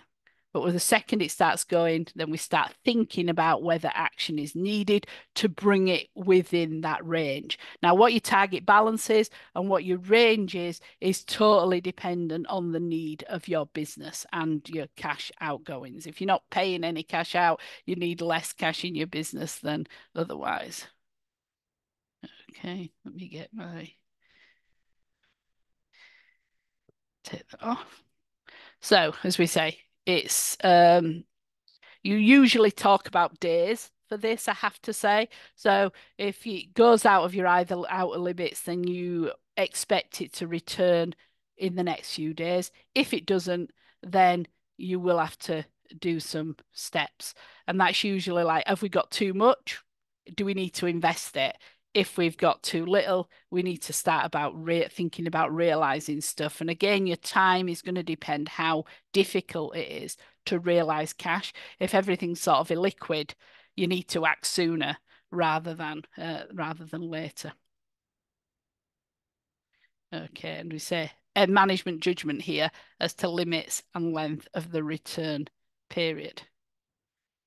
Okay, and then the other model that you sometimes see is the cash equivalent of the inventory economic order quantity model, which assumes that demand is constant and that we spend all our cash, reduce it down to nil, and then we replenish it back in full. And we pretty much work out that our economic order quantity is where D is the actual annual amount that we need in cash, C is the cost that we incur, and that's our costs that we incur in acquiring the cash. It's not the cash we spend, and H is the cost of holding £1 for 1 year. So we run that, and then we can see how often we should be looking to replenish cash on that basis. Okay, so they're just two models. The control model sort of kind of makes more sense to me as a non-accountant, but the software could easily be built on an economic order quantity basis. So the other thing that we need to, as we start into managing our cash, so we've just looked there at controlling the cash level, not letting it get too like erratic, and making sure that we take action if it does start becoming erratic. The other thing that is an essential element of cash management, I will keep going on this one, is the operating cash cycle. And the operating cash cycle is looking at the period between when we do the outlay. I've put tax there, it's cash. We'll do just, so sorry, there's an error there. Essentially, I'm looking at the period between the outlay of cash for the purchase of something and the ultimate receipt of cash from their sale. So in the context of Lazy J, I'm looking at when they buy materials to when they get paid from the sale of the sandwich, whatever. So that is my operating cash cycle. Literally the amount of time that the cash is tied up. It has a huge influence on the financial requirements of the business. Some people's job is to bring the operating cash cycle down because it's obviously the larger it is, the more problem, the more risk you've got because the more of your money is tied up. So as it says there, the longer the cycle, the greater the financing requirements and the greater the risk that's involved. And so it means that if you've got a short operating cash cycle, so the turnover, effectively the period between spending money and getting the cash for it, that's when we would say they've got a really strong cash flow. A cash flow is different from cash. So up to now, we've talked about having sufficient cash in the business. The cash flow is the ins and outs of it. So the operating cash cycle is the shorter it is, the stronger the cash flow. And so the operating cash cycle is effectively the average inventory turnover period. So how long does it take us from buying in stock or ingredients to selling it, plus the average settlement period for trade receivables. So we might actually be able to turn around our stock in a week. But if we're not paid for that for 6 months, that gives us a really long operating cash cycle. So that's that average period for trade receivables. But from those two, the sum of those two, we can take off the average settlement period for trade payables. So if we're buying on credit, like the Lazy J Bakery, they bought all their ingredients on account and didn't pay for it until the following month. That we can take that off our operating cash cycle, because that's even though we've bought something, we have the cash to ourselves. It's almost like buying, using a credit card. We still have use of the cash until we have to pay off our credit card bill. So the inventories plus the average settlement period minus the average settlement period for trade payables is our operating cash cycle. Okay, so if a business buys and sells on credit, then the operating cash cycle ratios can be worked out from the accounts. So we can take the accounts, bearing in mind that that might be dated. It might be the last financial accounts, but we can use the ratios there to work out what our average inventory turnover period is, our settlement period for trade receivables, and our period for trade payables. Now, I will use those a little bit, but that's just where I'm just including that as a slide in case you're thinking, I might go and work out what a client's operating cash cycle is from their latest accounts. And I might be able to see where that fits against like averages and whether this is a business that needs help with that. And we can have like a proper conversation about it. I always think of all this that we are going through. They're all reasons for conversations, and conversations are sort of ultimately leads to work, doesn't it? Leads to business. So I've created a new one because for me at this point, Lazy J is doing a little bit too well for us to be really focused on its cash operating cycle. So we're going to Icy Blast Limited, and they are an ice cream distributor to both the retail and the hospitality trade. And we've got the accounts from the year ended 31st of December. I've not bothered with a year. I've made these up, so it's but to prove points. So if you look at it and think that's a realistic, it probably is for a reason. So I've got 710,000 of sales revenue, which after we've gone through everything, we've got quite we've got some 176,000 in stock at the end of the year. Our sort of 125,000 in ordinary expenses. We've got 12,000 in financial expenses. And we ultimately are ending up with net profit after everything taxation of 22,000. So it's not like got the biggest gross margin that we might have, but we are here from our assets. We have effectively 14,000 in cash. We've got a huge number of trade receivables. So our debtors, well, trade receivables is wider than debtors, isn't it? Debtors is when they owe us the cash. Trade receivables technically also is when we have made the sale, but we haven't delivered. So it's we've not got debt as such, but we've got a committed sale. And so that looks quite large. We've got 159,000 at the trade creditor level that we are owing out.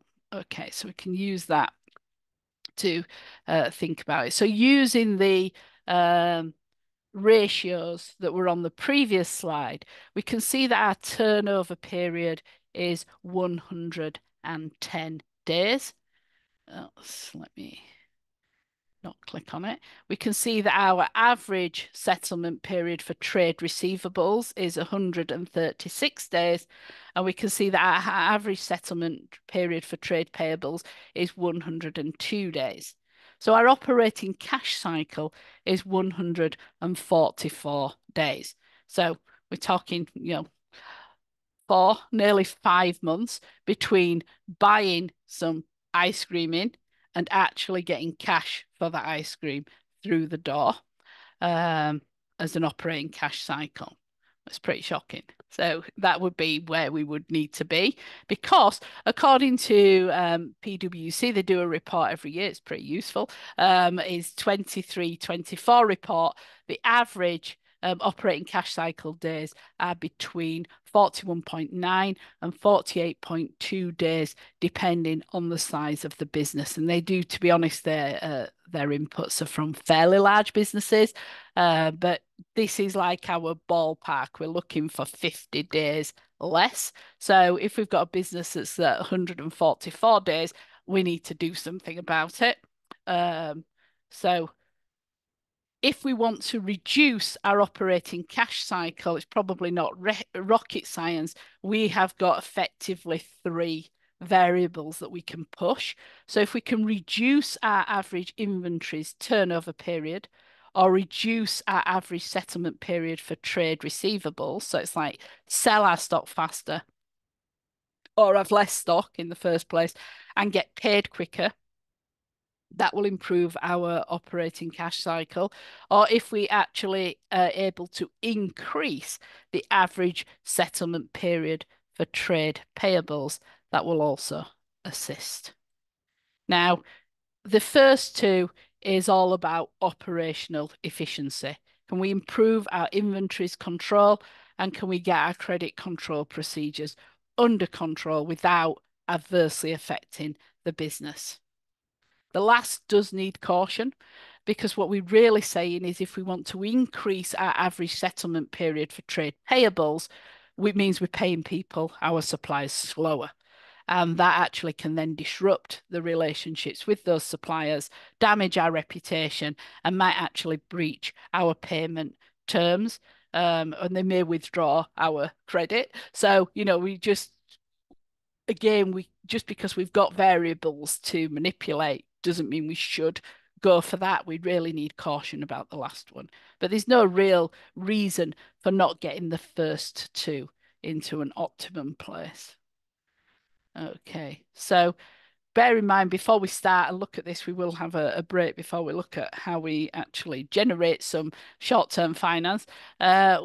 We've got to remember that not all days in the operating cash cycle are equal in value. So if we look at Icyblast, as we've said, the operating cash cycle is 144 days. If we increase our debtors and our creditors by 7 days, because of the formula, 1 + 1 minus the other, we'll end up with exactly the same operating cash cycle, because so 144 days. However, if we did that, we actually tie up more of our working capital by in 2,723, because we do increase our amount of debtors, and we also increase our suppliers, but we increase our suppliers by less because of the numbers that we've got here. That wouldn't necessarily always be the case, because it's going to depend on your numbers, but it kind of makes sense that if we track our creditors in the same way that we get debtors. So we say, it takes our people 3 months to pay us, so we're not paying our clients we're not paying our debts until we've got money in. So we get that increase in both.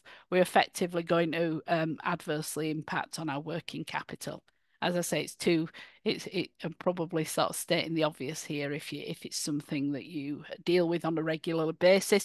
But if you've not come across it before, it's kind of like, we've got to really challenge ourselves before that mindset, because I have heard that mindset of like, we'll pay you when we get paid. And I would just say, oh, okay, well, run the numbers and make sure that that's actually not making your position worse rather than better. Okay, so that is our time for our next break. So thank you very much. Let me get that in the chat. Sorry, Jan, I missed your question. I will come back to it after the break. I've just seen it now. So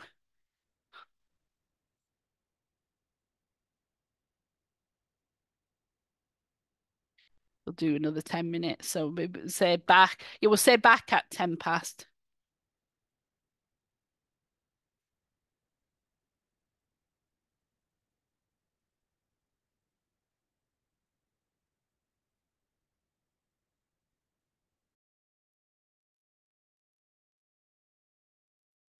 Okay, so welcome back to part 3 of the session. And we're now moving into thinking a little bit about short-term financing. It still links in with the operating cash cycle because one of the key aspects of short-term financing is actually how can we generate that internally. So if we just sort of take a step back for a moment and think about short-term financing, the key sources are internal, which should look familiar to you from what we've done this morning. It comes from tighter credit control. If we can reduce inventory levels, or we can delay payment to our suppliers, all of those have a cash benefit to us. External, we've not touched on at the moment because we've been looking purely internally. But external short-term financing is bank overdrafts. We might also think about debt factoring and invoice discounting. Both debt factoring and invoice discounting are a kind of sort of almost asset-based finance. And a bank overdraft is the thing about bank overdraft is that is short-term finance, but the way a lot of businesses use it is that they don't ever sort of pay it back, so it actually trips into being long-term finance, which is it's an expensive form of long-term finance. But we'll come back to those because none of those are to be dismissed as a potential need of sort of injection into the business, but they obviously come at a cost. The thing about internal finance is that it's all about sort of improvement. So if you are optimum at the moment, there's limits to what you can do with internal financing. You might have to go external, but when you go external, there's obviously a cost to that. So let's look at each of those in a bit more detail and see how we can switch the theory into some sort of practical thing. Because it's all right saying, oh, well, let's reduce our operating cash cycle. But the obvious question that follows that is how? So if we take one of those is tighter credit control, being the thing that is going to effectively reduce our average period for when we get payment in of our trade receivables. If we can be successful, then we will reduce the funds that are tied up. It will improve our working capital that's available. It also reduces the lost interest that we've had by not having those monies in our business. It improves our purchasing power because we've got more cash to play with. And again, that converse, it's almost the converse here of not having enough cash. It'll reduce our risk of missed opportunities. It also reduces our administrative costs because we do waste a lot of money, or some of the clients that I've looked at waste a lot of money in terms of getting the money through the door. Also, we minimize our bad debts because slow payers can easily change into non-payers if sort of financial situations get the better of them. And also we can avoid the need to offer cash discounts for prompt payment. I want to deal with cash discounts on their own because they seem to be an almost go-to thing, but might not necessarily work for your business. Now, against there's not many downsides to tighter credit control. You could say, well, I might have a loss of sales to competitors if my competitors will provide more credit terms than I will. And I might lose customer goodwill because I'm asking them to pay.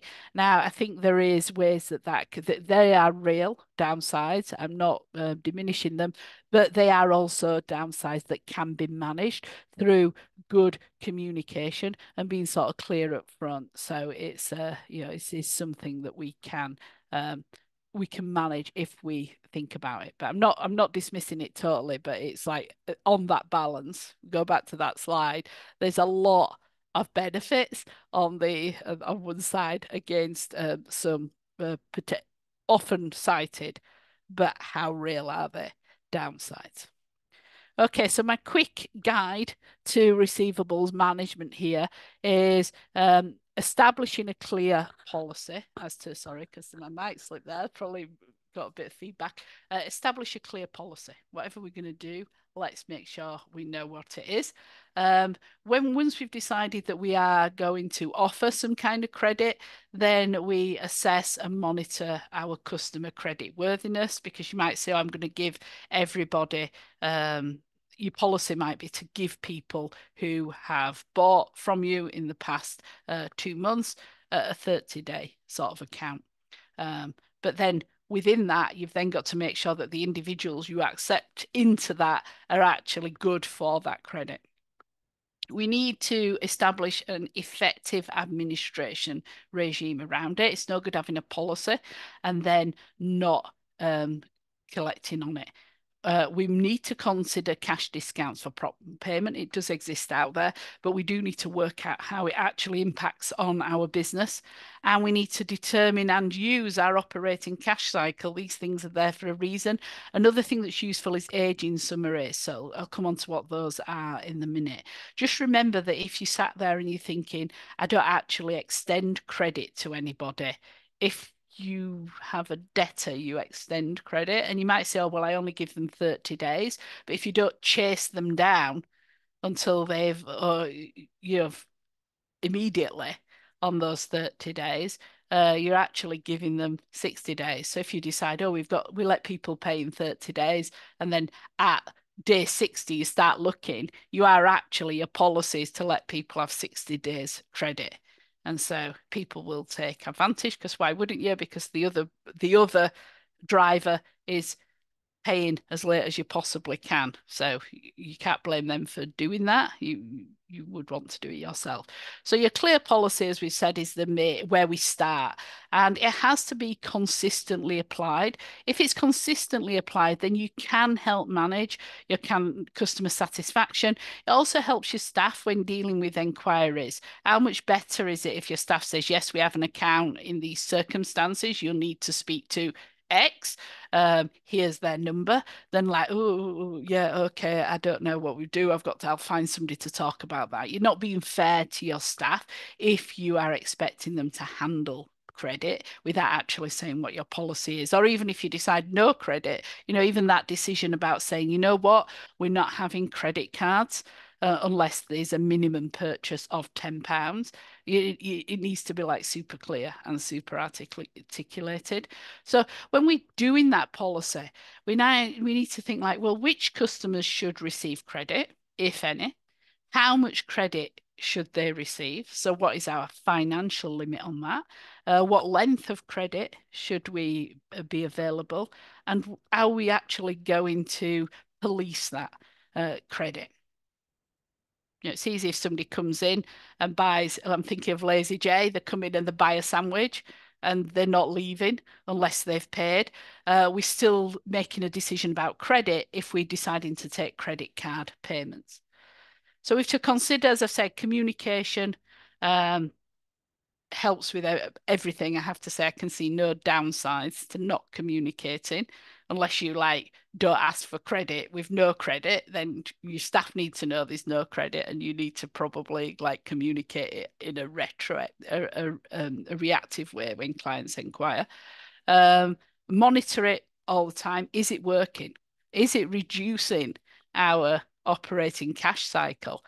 Are we actually, is it worth it? Is it worth the effort? If it isn't, do we need to adjust it? Do we need to review it? So many people that I know spend a lot of money on getting policies together and then don't bother monitoring and reviewing it because they don't have time. Because, as we said right at the very beginning, it's really easy to get sucked into day-to-day issues.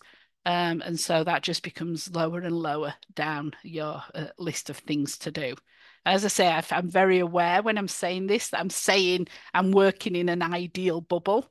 It's all right if you turn up and you've no staff because they're all off sick. You're going to be dealing with that, not reviewing your credit policy. So it's got to be realistic, but it depends on where we are cash wise.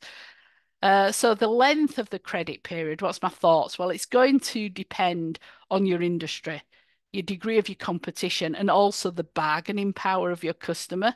So you might think, nobody's getting beyond 30 days. And then somebody might come and say, yeah, we'll buy this quantity off of you, but our terms are 60 days. You've got to then weigh up whether that's like worth it for you. And as you say, there's mathematical ways of dealing with that. Competition, it depends what everybody else around you does. So if everybody else is offering 60 days, you can't, it's not really, 30 days might not be the right place to be.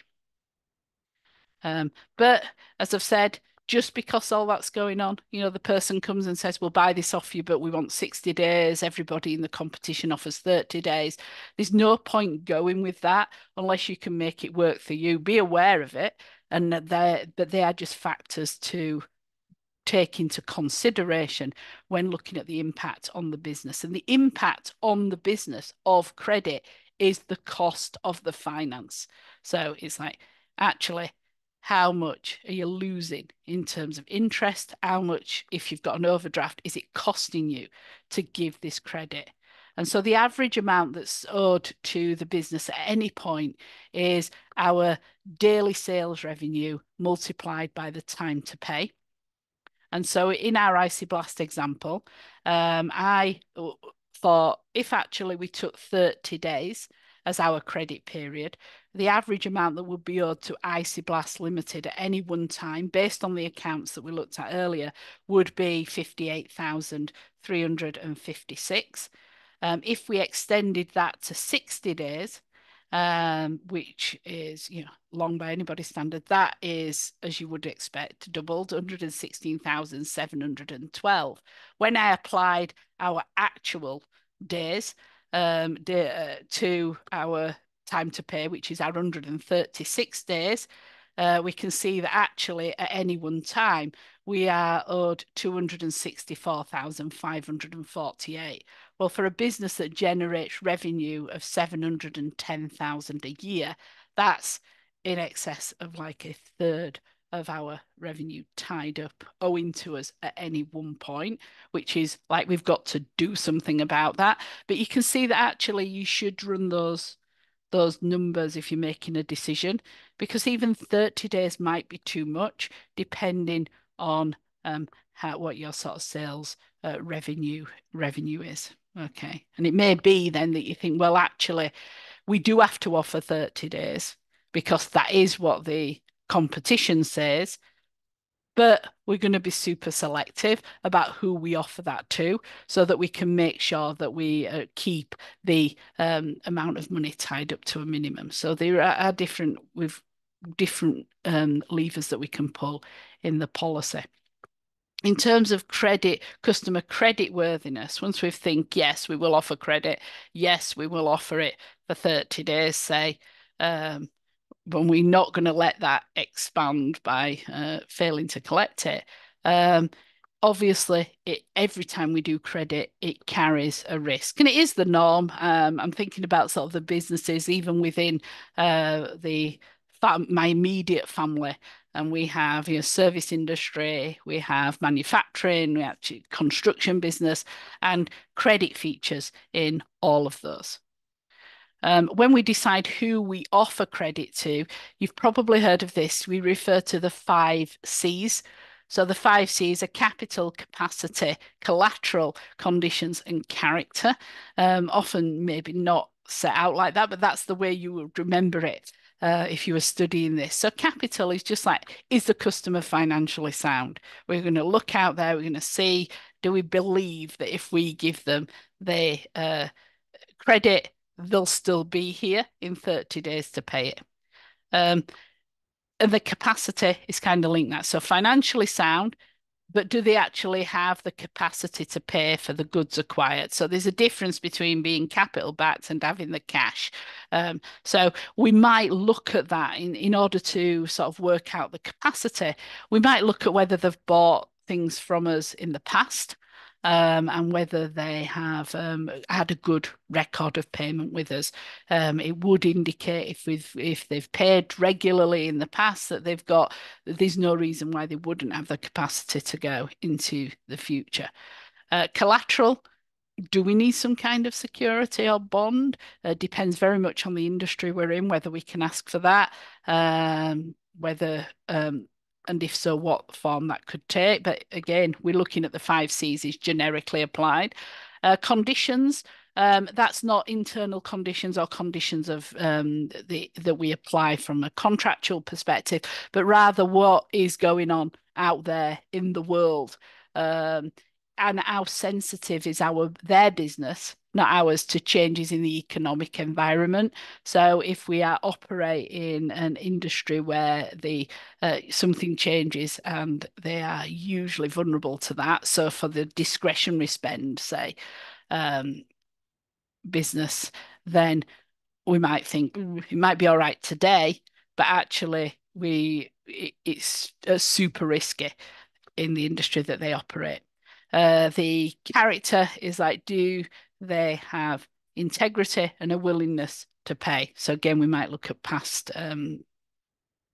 records for that.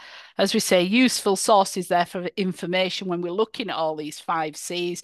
Well, we might seek trade references, might seek bank references, published financial statements. They could be outdated. Bank references and trade references. Well, trade references, they are often picked by the customer so that you make sure you get good ones. So those bank references, banks don't really like to do anything other than generic ones. They don't want to get themselves on the hook for professional negligence. So that's understandable. So that limits there. It's useful, but it's of its limitation in terms of what you can rely on. Published financial statements can be out of date. They're also prepared to accounting standards, which might not reflect the actual position. You've got the customer. You can ask yourself whether they've been, that's really their history, probably what people sort of rely on. And then these credit agencies, the register of county court judgments, both of those cost to access, and other suppliers, building up your network of other suppliers. You might share details of people who are not good payers or not. That's tends to be very informal. So there's limitations on all of those, but together they can give you an indication of creditworthiness and hopefully diminish your risk. And of course, you have to weigh that with the risk that if you refuse somebody credit and they believe they should have it, chances are you're going to lose the sale. So it is something to focus on and be sort of quite careful about how you do it. And I think it's probably far better to set parameters. So my husband, as I said, he manufactures custom skateboards. He sources his wheels for his online store from a particular supplier. And when they set up their deal, I remember from the contract, he had to provide references from other suppliers and he had to trade with them for sort of about 3 months. It is from the US, so it makes sense what their requirements. But he had to trade with them for 3 months on a sort of cash on delivery type arrangement before they were like, yeah, we're cool. You're in another country, you'll pay, we're fine. And then he moves into his sort of credit account. So he's on like 30-day terms with them. So it just is like that course of dealing seems to be the most heavily relied on. The cash discount conundrum, then that's what I just wanted to talk about, because a lot of people think about might say, oh, we'll give a discount for prompt payment, and sometimes that's good and sometimes that isn't.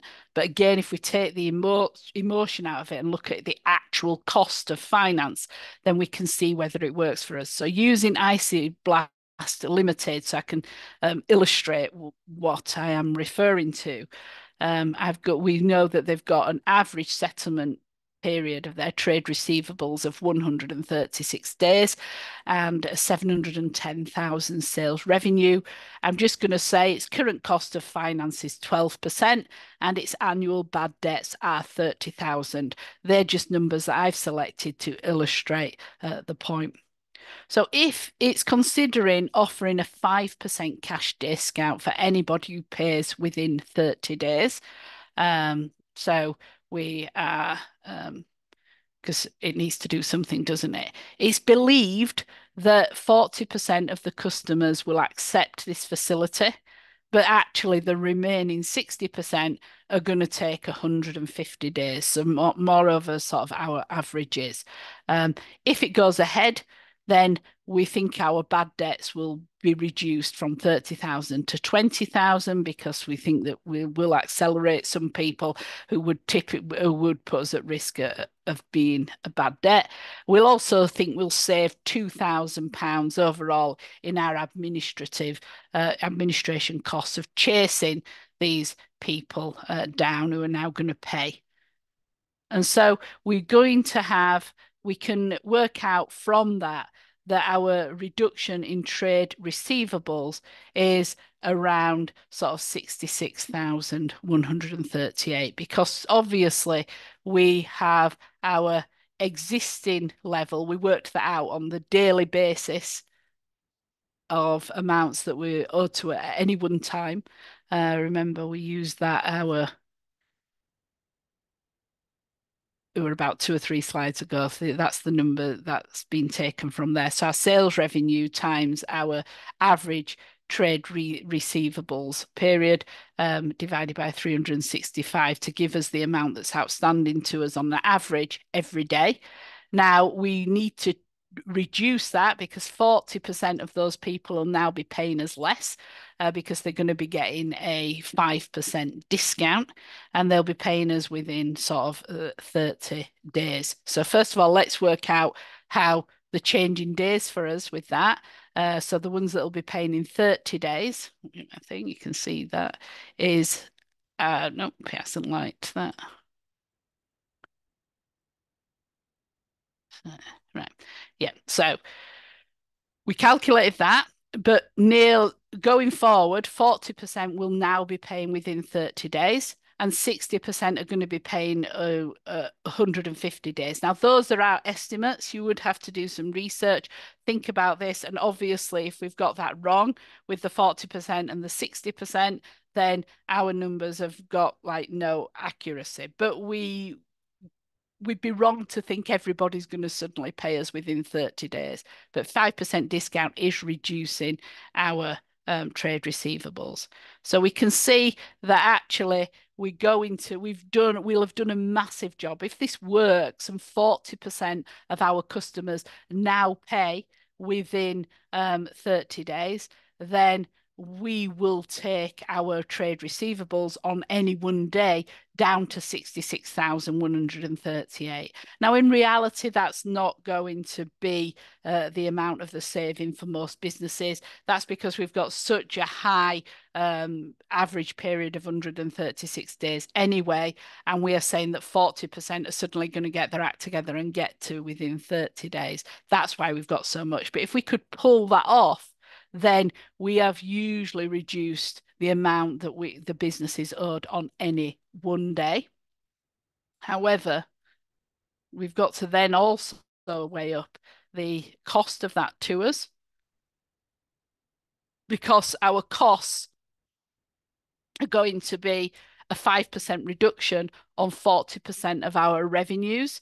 And that here, it's only, we've got that at 14,200. We've also got some interest because we've said of our cost is 12% our finance cost. We are seeing that we have saved some interest through getting all this money through the door sooner. We've also got some bad debts reduced down to 10,000. We've saved £10,000 worth of bad debts, and we've also saved £2,000 in costs. So we can see from that we have actually got a net saving of 5,737.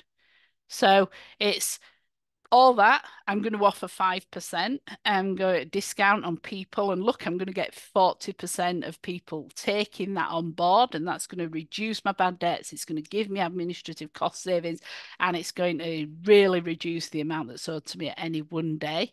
In actual fact, the financial cost of that is bigger than you would think. We effectively, overall, we're good.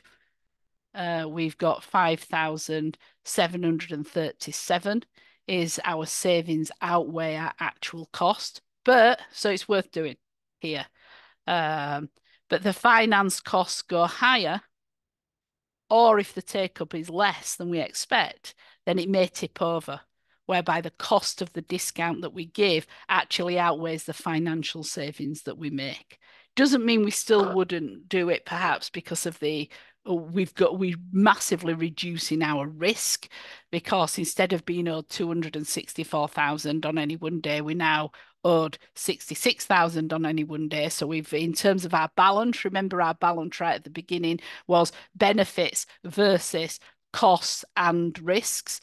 Our risk is massively reduced by doing this action, but the cost savings are not as good as we might think they are. So I think you have to test both before you just throw a discount at something. And as I say, the difficulty, as you've seen, is where have I got my figures from of the amount of take up. So you might have to just do it and assess, and do like most likely outcomes, and I say monitor it and review it, and don't hesitate to take action if it's not working out the best way that you thought. Okay, so handling collection, as we've said already, let me just check on my timing. So if effective collection is going to minimize these risks, your non-payment risks, and also maximize your cash flows. But as we've said already, if you fail to collect payment, that's exactly the same as giving credit. So there's no point doing this huge exercise about 30 days credit if actually you don't bother collecting it for 60 days. Now, trawling across the sort of the industry, the ideas that are put forward for handling collection, I've listed there on the slide. The main thing that they think is this developing customer relationships. And that doesn't necessarily mean taking the CEO out to watch the rugby, but to make sure that there's a connection between the staff that are responsible for collection and the staff that's responsible for payment.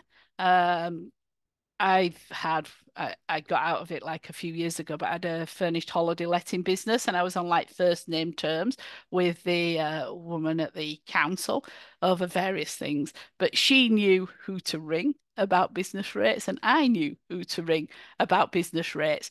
And that relationship eased the way for me and the council. So it kind of is, that's where you have developing those customer relationships at that collection level. Publicising your credit terms so we don't have any arguments, we don't have any disappointments. We've talked about that already. Issuing your invoices promptly. It's like small businesses, especially when they're doing services, they sometimes see that as a drag.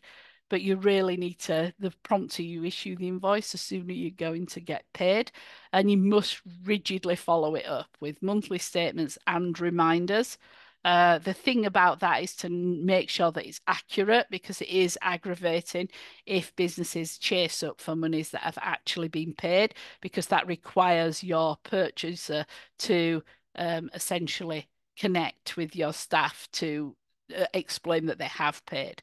So you need to have actions, which could be stopping deliveries and/or the credit facilities if the reminders are ignored. There does have to be some consequence. It doesn't necessarily have to be sort of suing. You do need to say, right, okay, if I've sent out the invoice, I've sent out the statement, I've sent out the reminders, what do I do next? If it's all like, oh, I'm not going to do anything, your purchasers will see that and they'll think, oh yeah, to pay in 30 days, but they never do owe until it's 90 days. I'll pay at 89. And then, of course, use the ratios, use the receipt patterns and aging schedules. All an aging schedule is it shows you what invoices are outstanding at like 30 days, 60 days, 90 days. So you can really focus in on those that are, say, at the 90-day level. So reducing, so we said about credit control. The other thing that I want to sort of pick up on in the time that we've got left is reducing inventory levels. So there's ups and downs to this. So this is quite difficult to navigate. So you have got the reducing initial outlay. If we buy less stock, we don't spend as much and it's tied up on stock. It also reduces storage and handling costs for all the stock that we have. The more storage we need, we reduce our risk of pilferage. It may or may not be an issue with your client, but the more stock that's held, the chances are more people are tempted. And also it reduces the risk of obsolescence, waste, damage, etc. However, if we don't have enough stock, then that's going to compromise our future production, both in times. So just in chat, both in times of the and output. So sorry, I'm just looking at the chat box there.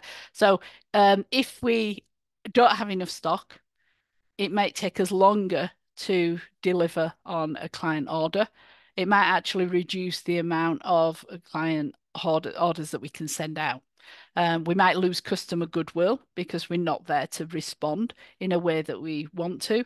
It might ultimately then lose sales revenue. And if we need to get things in a rush, it might increase our transport and handling costs. So this is a really fine line to walk. The credit control's a no-brainer, but a bit more. But this is a little bit, easier to get wrong. So in terms of inventory management, we need to start by identifying our optimum inventory levels, and then we'll set levels of control on that optimum inventory based on our value. We'll keep records, we'll send inventory reorder levels, and do everything that's like sort of security around it and monitor it through the operating cash cycle. ERP applications are just automatic stock management software packages. There's plenty of those around. And I just want to mention the just-in-time inventory management. If you've got really powerful relationships with your suppliers, you can keep, so an approach is to not have any inventory, but commit to them to deliver immediately as soon as you want anything. So if you're powerful, Nissan are quite famous for dealing with doing just-in-time inventory management. Whereas if they want something, they have relationships with suppliers that get it to them in a couple of hours. That means they don't have to have any money tied up in inventory. But again, you've got to have a certain type of bargaining power to be able to rely on that. So I think the thing that we probably want to look at is the optimum. So the optimum is, again, it depends. You would think, oh, I wish I could give you a definitive amount, but it depends on the level of demand, your pattern of demand, your lead time, which is your time between placing an order and the receipt of the goods, and the shelf life. So if we go back to the Lazy J bakery, you're not going to want lettuce tied up in inventory. But you just there, it's all about speed of supply chain. Now we can use our financial ratios on our average inventory turnover period. Remember that was part of our operating cash cycle as a starting point. So we look at our average of our opening and closing inventories divided by our cost of our sales, times by 365 days. And then we can create an inventories budget that is linked to our cash and other budgets. So for example, if Lazy J Bakery expects to sell 500 sandwiches a week through its new delivery service by the time it's been up and running, then each day it's going to need ingredients to deliver on these. And so we would work it backwards and create an inventories budget. Now, that's it's not easy enough. That's fairly straightforward. The debate is around the buffer. So you might want to consider maintaining a buffer to avoid the risk of running out. And that does depend, obviously, on your degree of uncertainty, your cost of holding a buffer inventory, because obviously you're investing in it, and your likely costs of running out. And, you know, we saw everybody hoarding toilet rolls in the pandemic. That wasn't for a business, but it's effectively that was people creating their buffer against the risk of running out. And you know, lots of people would have had lots of money tied up in that. Um, but if you think about it, what we're doing with the buffer is we are effectively accelerating our reorder point. So we're saying, okay, we're never going to let our items get below 10 in stock. So when they get to 10, we do the reorder point instead of ordering them when it gets down to nil. So that adds to our costs, but again, it helps against those downsides that we saw of a reduced inventory. So want to calculate a buffer. So how we might actually decide what an appropriate buffer is. I'm actually using my husband's business now. So he orders 40 sets of skateboard wheels. So they come in packs of 4, as you might expect, but each set is a pack of 4 wheels, and they come in sets of 40, and he typically sources them from the US. The supply lead times, it can be anything from 7 days to placing an order to 21 days. That's the worst it's been. On average, it is around the 2-week mark. And his daily demand varies from 1 set on average to a maximum of 4 sets, but his usual average is 2 sets. And we can get all that data from our historic sort of positions in the business. We then have to do a reorder point. Now, to be certain, so I absolutely will never run out, is it if we do a reorder point that is based on the maximum usage and the lead time. So in our circumstances here, we would have 84 sets of wheels. So if Andy had 84 sets of wheels in stock, he would never run out based on those numbers. To be honest, that's quite an expensive outlay, and also is they've got to be stored. So the most, even when we look at the most likely usage, it's actually only 28 sets of wheels. So if we had a buffer that was based on the most likely usage and lead time, we'd be 56 sets of wheels. So effectively the difference between the maximum usage and lead time and the most likely lead time is our buffer. So if he had 56 sets of wheels as his reorder point, it means that he could always reorder. His risk of running out is incredibly low. So that is that's sort of the technical buffer that we use. But of course, it's 56 sort of sets. So they come in 40 sets. But when a new order's received, we'll get that immediately following that. We've got a minimum lead time and usage is then we can take that off. So if we take this 40 at that point, plus the 84, which is the maximum, take off the minimum, this gives us 117. There's no circumstances where we should ever have more than 117 in the business. And of course, that's when the order for 40 has just come in. So you see, we've got we might go lower, but that is based on us saying, right, we'll never run out at 84 because that's our maximum. And if we order one and we get 40 in, we're going to end up having 124. However, at that point, we've always got this minimum. So we take that off. We should never have more than 117 sets in the business. If we have got more than 117 sets in the business, we've got too much. Our buffer's too big. We might actually go for a more realistic buffer, would be 56 with a small risk attached to that. So probably our reality is going to lie somewhere between the two. Okay, so in terms of economic models, they recognise the key costs that are associated with inventory management as being the cost of holding an inventory and the cost of acquiring them, not the acquisition cost in terms of what the inventory costs itself, but the handling and transport costs. And then it calculates the optimum size of an order that balances both elements. So we'll have seen the EOQ formula before, but here the D is the annual amount that we need expressed in units. C is the cost of placing the order, so not the unit cost, but the admin and handling. And H is the cost of holding one unit for 1 year. So here my example is No Slip Limited, and they sell 4,000 bags of sand each year. And the cost of holding one bag for a year is £4, and the costs involved in placing an order for delivery, shipping, and handling is £500. Applying the EOQ, we see that we've got that gives us a result of 1,000.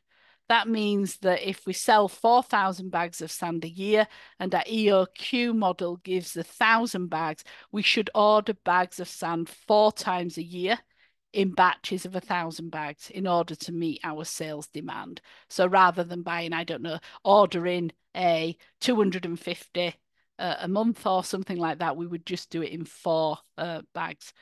That's a very basic model, which assumes we've no fluctuation in demand, we've no buffer inventory, and we've no discounts. But again, this will be a computer program, so we can do modifications.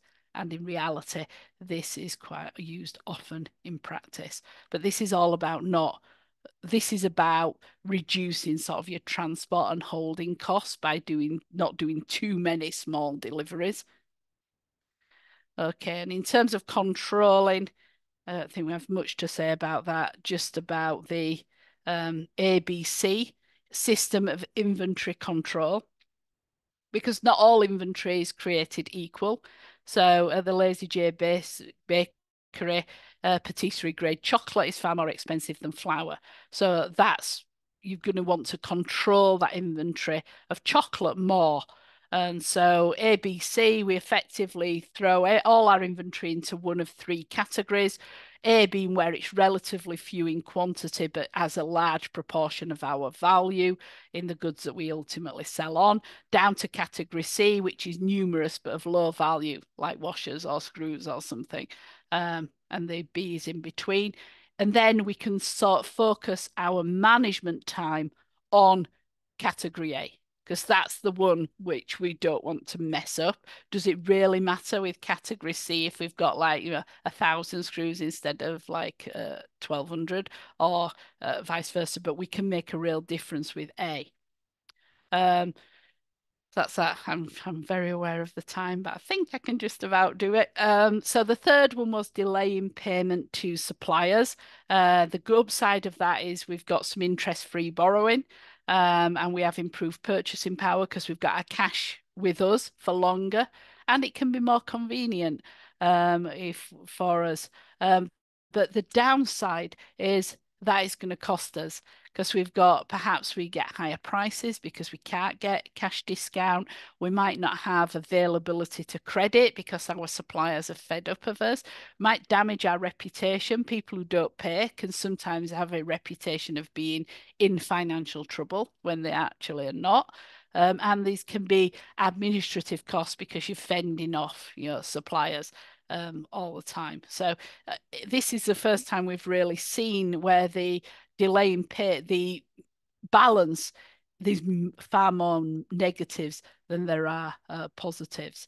But I think there's a bit of a sort of balance in between, isn't there? So you've got to, again, establish a clear policy, streamline your administration around this. Your free credit, the value piece is to exploit the free credit as much as possible. So if you've got 30 days, use 30 days. But query whether you would use 60 days then, because that might push the balance into a negative one. And again, the operating cash cycle can help you here to try and get it to a reasonable amount, but you do need to be on top of that. But I think there's less to really talk about that other than making sure that you use free credit and you don't spend an awful lot of time fending people off and damage your reputation. Okay, so let me just have a look. Okay, so the external sources of short-term finance. I'm just going to wrap up with this because I did mention it. But less for us to it is external. So to some extent, we've got to link out to external partners to get it. So bank overdrafts, they are relatively inexpensive to arrange by comparison, sort of with other sources of finance, but interest rates do tend to be higher than long-term finance, and they are repayable on demand. So again, watch against using an overdraft as a long-term finance. Uh, Debt, and you're down to really your relationship with your bank. Debt factoring, which we've said before, this is where you pretty much get an advance of about 80% of your approved trade receivables. So what the debt factor will take on. And then as and when the debt's collected by them, they'll pass on the rest of the fees, what they've collected, and they'll take off the fee for doing that, and also interest on the 80% that they've advanced to you. Essentially, what you're doing here is you're outsourcing your debt collection, but it's at a cost. And it's not always available or suitable for small businesses because there is usually a setup cost and a minimum amount going through. And debt factoring can sometimes give impression of financial difficulties depending on the industry that you're in. But you're always like, oh, so and so's getting that debt collection agency to sort us out.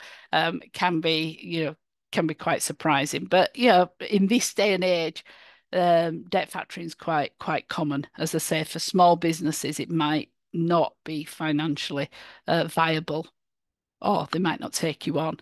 Invoice discounting is a little bit of a different. You borrow effectively on a proportion of the invoices that are outstanding, and you then have to repay it in 60 to 90 days. So it's kind of like a short-term loan. You stay responsible for collection yourself, and then your repayment's irrelevant. It's not dependent on success. You just have to, it's effectively it's almost like a payday loan for businesses. It is cheaper than factoring, and there is no sort of external change as far as your customers are concerned. I just wanted to mention those. Okay, so I cantered through that last bit. If there's any questions, I think there is a couple, but I'll try and deal with those. But please ask them now. I'll stay around to deal with any questions that people have got. But if you haven't got any questions, just want to say thank you for those who don't have questions. Thank you very much for joining me. Hopefully, it's given you a sort of a little bit of context around this area and answered your queries. If it hasn't, then stay and ask away. That would be great. I'd be happy to help. But thank you very much for your time today, and have a great weekend. Yeah. Let me get so.